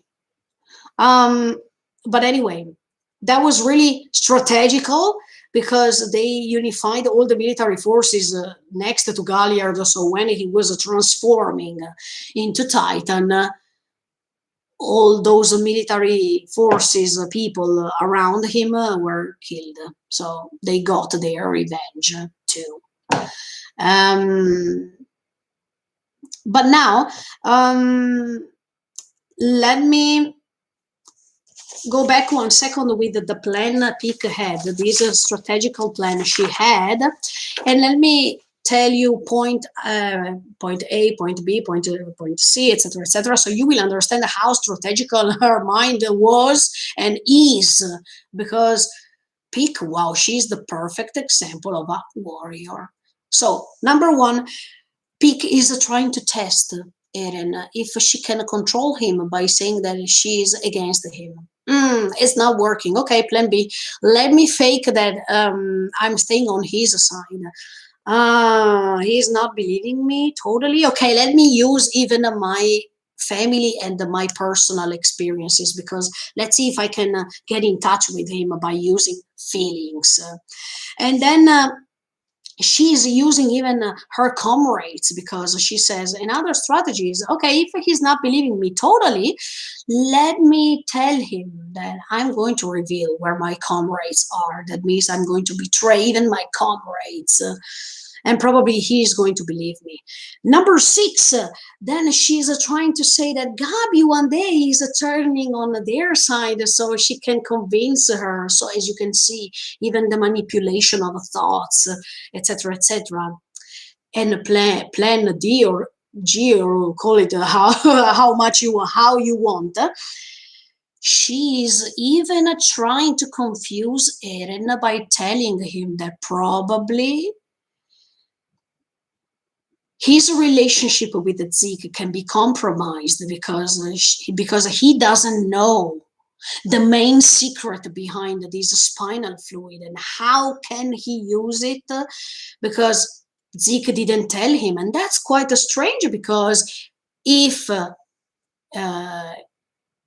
he was really true to you, why he didn't reveal you this secret regarding the spinal fluid? I mean, she, as you could see throughout these points, Peak tried to convince Eren with a perfect war strategical plan. She tried all the things she had in her mind, and she followed this plan until the end. But look, even if Eren said to Yelena, I'm not trusting that woman too, but at the end, yes, partially he was tricked. Because, and I was tricked too, sincerely. And Gabi was tricked too, no matter if she was a warrior already, and no matter if Gabi too was using strategical plans in her life. We saw this in Fortress Lava. Everyone was tricked by Peak, because she's a master. I mean, she has how can I say, a graduation in strategical plans, I guess. No, she's great. Peak showed us that even if you have the founding titan, you can be tricked. Wow, this was amazing, for real. But anyway, yeah, when um, Gabi is next to Peak, and Peak is revealing these things to Eren. She said, look, I have never trusted Zeke so much throughout my life. I mean, since I was meeting him, I always thought that he was spreading a little bit of lies. Open a bracket. Is she trying to convince Eren? I mean, is just a strategical plan? Question mark. Or she's saying something true based on her experiences, because actually we got in touch with Zeke too, more and more, and we understood that Zeke sometimes was saying things, but then they were not confirmed, so they were sort of lies. Both can be true, yes. But mm, I liked when she repeated the sentences Zeke said in season 3, part 2, because she said there was just at that time, that moment, in which I thought that Zeke was true. When he was talking about you, Eren. And she repeated the sentences, etc., etc. But then she tried to confuse him one more time, because she said if that was the only time in which I thought that Zeke was serious and was telling the truth, why he didn't reveal you this secret that he has about this spinal fluid and something like that? Why he didn't wanted to share it with you? And in fact, Eren, when he is looking at her, he's thinking, I think he's thinking, wait, why he did? That was great, because Pika was convincing him of this. These are all strategies, and Pick knew how to handle this because she was always a warrior. And warriors, they need strategies. And throughout this episode, look, Pick made it. He made a lot. She made lots of things to convince Eren by standing on one side and then saying, "No, I was joking. I was staying on your side." Blah blah blah blah. I mean, maybe if Eren didn't know maybe what was happening from the future, if there was another person, maybe she could have tricked him since the beginning. But fortunately, I really think Eren can see things from the future. So even if he was tricked at the end, I mean, in the last few minutes, he could be able to survive to all this because he knows that in the future he's still over there and he is not going to die over there. I don't know how to explain it in another way, but he is certain that he can still go on. And then the final scene, wow.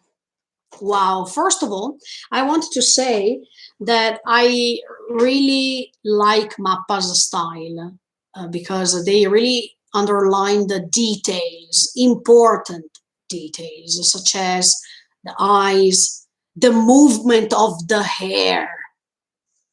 That was really beautiful. The movement of Eren's jacket, I mean, the long coat he has. Wow. It was real. I mean, it seemed it was real. That movement was so amazing. I really like that. Plus, another silence. There was the silence before the starting point of the attack. This silence that is anticipating something big coming. That was really beautiful. Plus, the beautiful smile Pick made to Gabi before the attack, and the gestures, the how she pointed to Eren, and suddenly at the beginning I thought the enemy is you, okay? Because I thought I will tell you where the comrades are, but then when Eren is saying, "Okay, tell me where the enemy is," and when she's pointing at Eren, I thought, okay, now she's going to say, "Eren, you are the enemy," okay? But then actually she pointed where the enemy, where the comrades were. So she was not lying. She was just telling Eren, "Okay, look, my comrades are over there." So she was telling the truth somehow. That was really amazing. Yeah, absolutely. Yeah. When I thought, okay, the enemy is you, whoa, I was like, yes, because you were tricking him since the beginning. Okay, I understood that. But when you were saying the enemy is you, no, she was telling where the comrades were. So, wow, Pick, that was great. Let me tell you. I really like characters like these where they when they can create plot twists or something or cliffhangers like this. That was really beautiful. Yeah. And look, they used the same strategy Eren used with Liberio.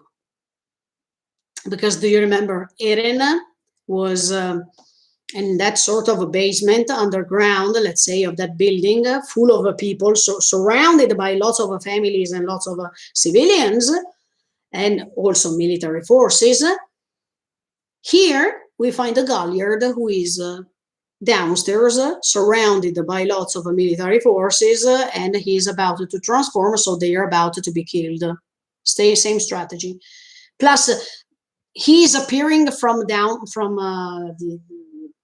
from underground. Let's say like this. I don't know how to say, from the first floor, okay, or from some floors below them, below the roof,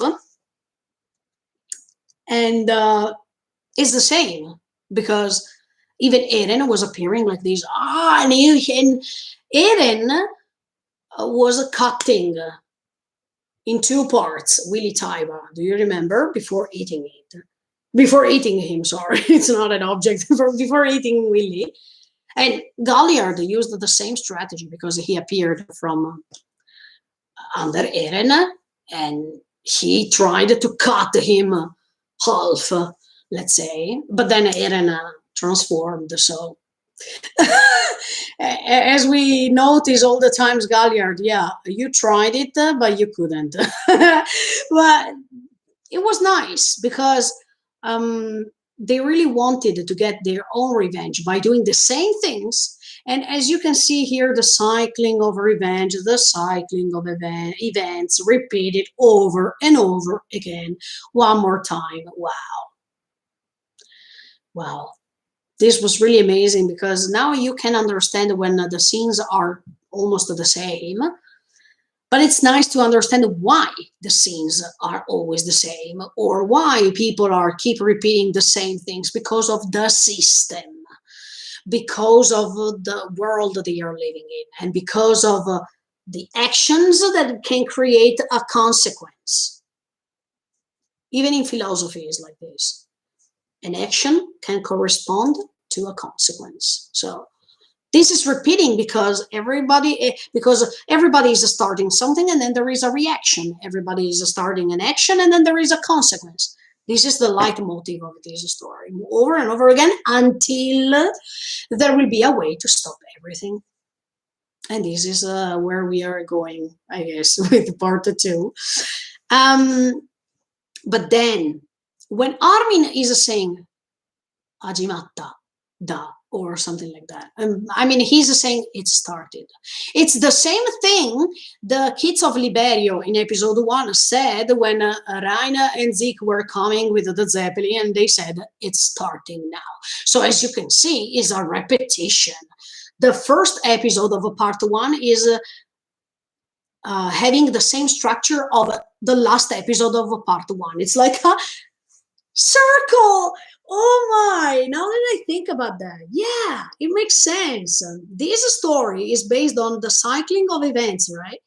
And here we have the same cycling of events too between episode one of part one and last episode of part one. The same structure of the scene, the same. Wow. And in fact, the Zeppelins are coming, and it's the same as a Fortress Lava in episode one. Wow. I think yeah, it can. I don't think it's a coincidence. I think it was planned to be like this. I mean, maybe it was planned that this was the last episode with the last same because it's repeating everything that happened in episode one. That means the beginning. That was really awesome to watch. Yeah. And then Peak is saying something interesting. She's saying to Gabi, I'm not trusting Marley. That means, open a bracket, what I told you about Marley and aliens versus Marley, etc., is true, is correct, close the bracket. But I trust my comrades. I trust my team because I was born and I was living with them throughout all these years, so I can trust them. This is the same Mikasa is thinking about Eren. Mikasa too, she was living with Eren throughout all these years, so she's still trusting Eren. And that doesn't mean you're just following orders, you're just moved by feelings. That is different. And Peak confirms me this. And that's why I don't agree with, or I don't agree with what Eren said, but I don't trust what Eren told Mikasa, because Mikasa is not just following orders because she's an Ackerman. She is moved by her feelings, and she is trusting Eren based on her experience with him. So definitely you can find the things in common with the characters. Did you see? That's really beautiful. Absolutely. And another thing, sorry, I forgot to tell you. Another reason why I don't think Mikasa is following Eren's orders or something like that is because, okay, when John wanted to have explanations about what happened to Eren, she said, "Okay, Yamete, stop it. I don't want to go on with this discussion." But she didn't punch anybody. She didn't say anything bad to protect Eren. She didn't move a finger. So if what Eren was telling was true, even in that case, she had to protect Eren or to stand or to say something out loud, but she didn't. So yeah, I understand what Eren says regarding the Ackerman clan because it's confirmed that they were human beings modified, let's say, by the king of Eldia. But at the same time, I think that all Ackerman, they have feelings. And they are not just humanoids. I mean, they are not just robots, let's say like this. They are people. They have even their side of feelings. And both Levi and even Mikasa showed this side of theirs. So I'm deeply convinced that Mikasa is not moved by instincts regarding Ackerman only, but she is moved by feelings. And Peak is an example. She said, "I don't trust Marley, but I'm trusting my comrades because I was living with them throughout years." Mikasa is the same. She is not trusting other people. She is trusting Eren because she lived with Eren lots of years. So she knows how he is. And then the final, wow, look, how Mappa portrayed Eren was amazing. Oh, finally there was not the CGI, so you can't complain, guys, this time. But what a nice scene. And then when Eren said Koi, Raina, what an amazing way to end the episode. Then I think what we all dislike is the to be continued. But in this case, I like the to be continued because that makes me understand that there is a part two. So that was really fine. But Eren was waiting for this moment.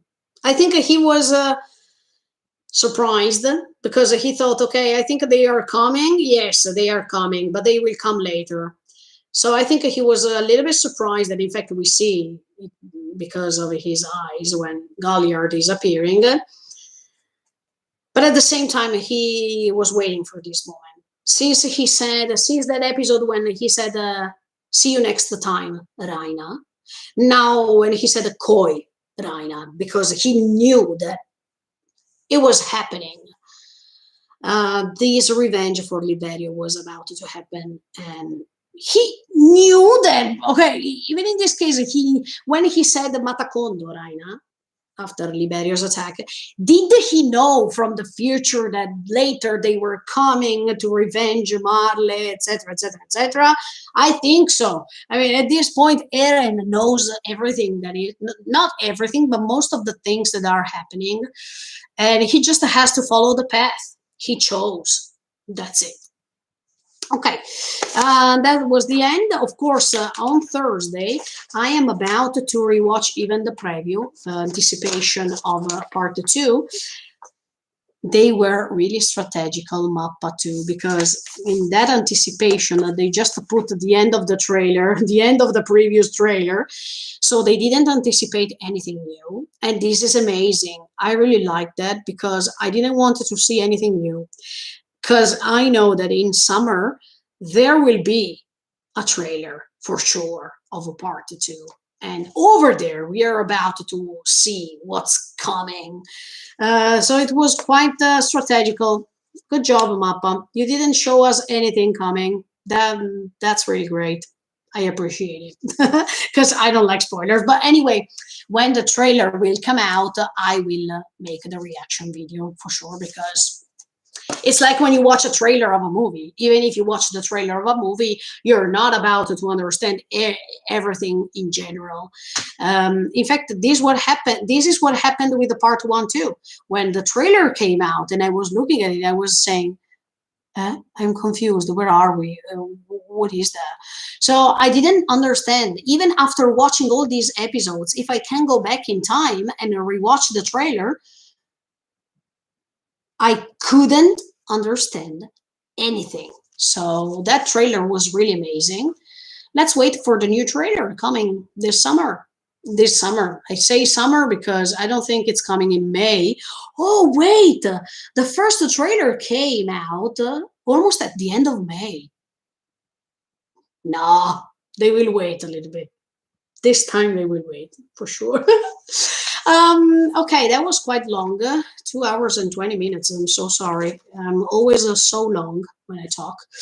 But yeah, this was the last comments and thoughts, guys, for this part one. Of course, when a part two will come out, I will do the same procedure. I will follow the same structure. That means I will make the reaction video of each episode, plus I will make the comments and the opinions and thoughts and the rewatch because this story needs to be rewatched.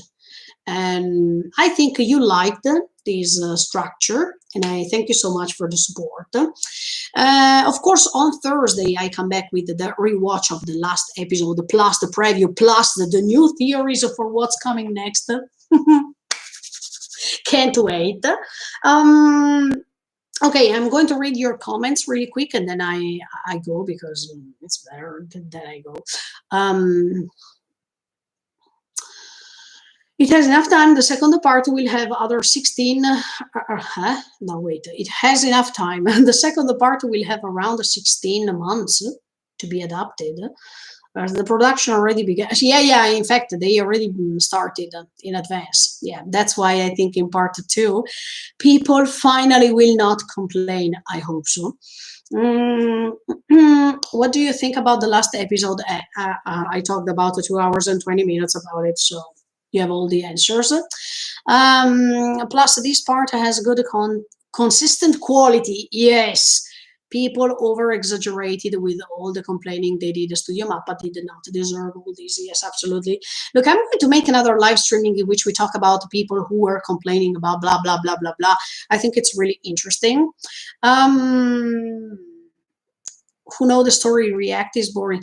Um, look, as I told you, I don't want to read the manga because I really wanted to have real reactions, and I don't want to read the manga in advance and then watch it two times, the second time animated, because it doesn't make sense to me. I prefer to keep going on watching the anime, and later when the anime is finished I'm going to read the manga, so I will see what's missing, how it was explained, etc etc. It's better to me. Yeah, we're so close to getting the end animating. Yes, it's not worth starting the manga now. Exactly. If I really wanted to start the manga, I would have started it already at the end of season three, part two, right? But I don't want. I don't want, especially now that we are reaching the end. It's better if I avoid spoilers. I know how to do it. I know. I really know how to do it now. Just for me, I started the manga between. Okay, but in that case, it's different. If you started the manga between season one and season two, okay, that was okay because it was still the beginning, right? Hello, Brandon. Hello, hi, hi. Hello, Fabrizio. Hello. Ohayo gozaimasu. OK じゃん。あなたも好き。私も好きです。本当に。すごくいいキャラクターですね。そうですね。その通りです。本当に。ヴィンセント、hello, hello. いや、おにゃんこぽん大好き。なのが、言えれな。わかんない。私考えている。でも、まだわかんない。信じられない。あの時ね、リアクションビデオの時、すごくびっくりしました。おにゃんこぽんとハンジは、とても素敵だった。けど、後ですごくびっくりしたよ。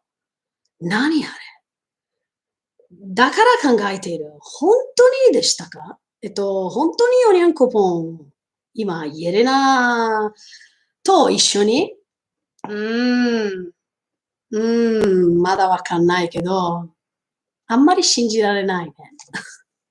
I enjoy your reactions. Hello, thank you so much for the support, Mishu. Hello, Tulga. Hello, arigato. Thank you so much for the support. Yes, amazing mappa. Yes. Okay, guys. I think for this huge project of opinions and thoughts, that is it. I hope you enjoyed. Stay tuned. Okay, see you next year with the comments and thoughts. But please keep staying on the channel because other anime are coming. And later in the community, I'm about to write all the plans for the future. So stay tuned and keep on watching me. See you tomorrow with the Full Metal Alchemist Brotherhood episode 9 reaction video. Stay tuned because on Thursday there will be the rewatch plus theories of what's coming in part 2. Stay tuned because then we have a Saturday with the Dragon Quest The Adventure of Dai. And then from next week, there will be even a Kodo Geass reaction video, Full Metal Alchemist reaction video. What else? Shaman King reaction video. Dragon Quest reaction video, and when Fumetsu no Anata e, that means To Your Eternity, will start April the 12th, I will make the reaction videos. So stay tuned and keep on watching me. And thank you so much for the support. Bye, guys. See you in the next video. Bye. Thank you. Sayonara. Mata ne. Bye bye. Ciao.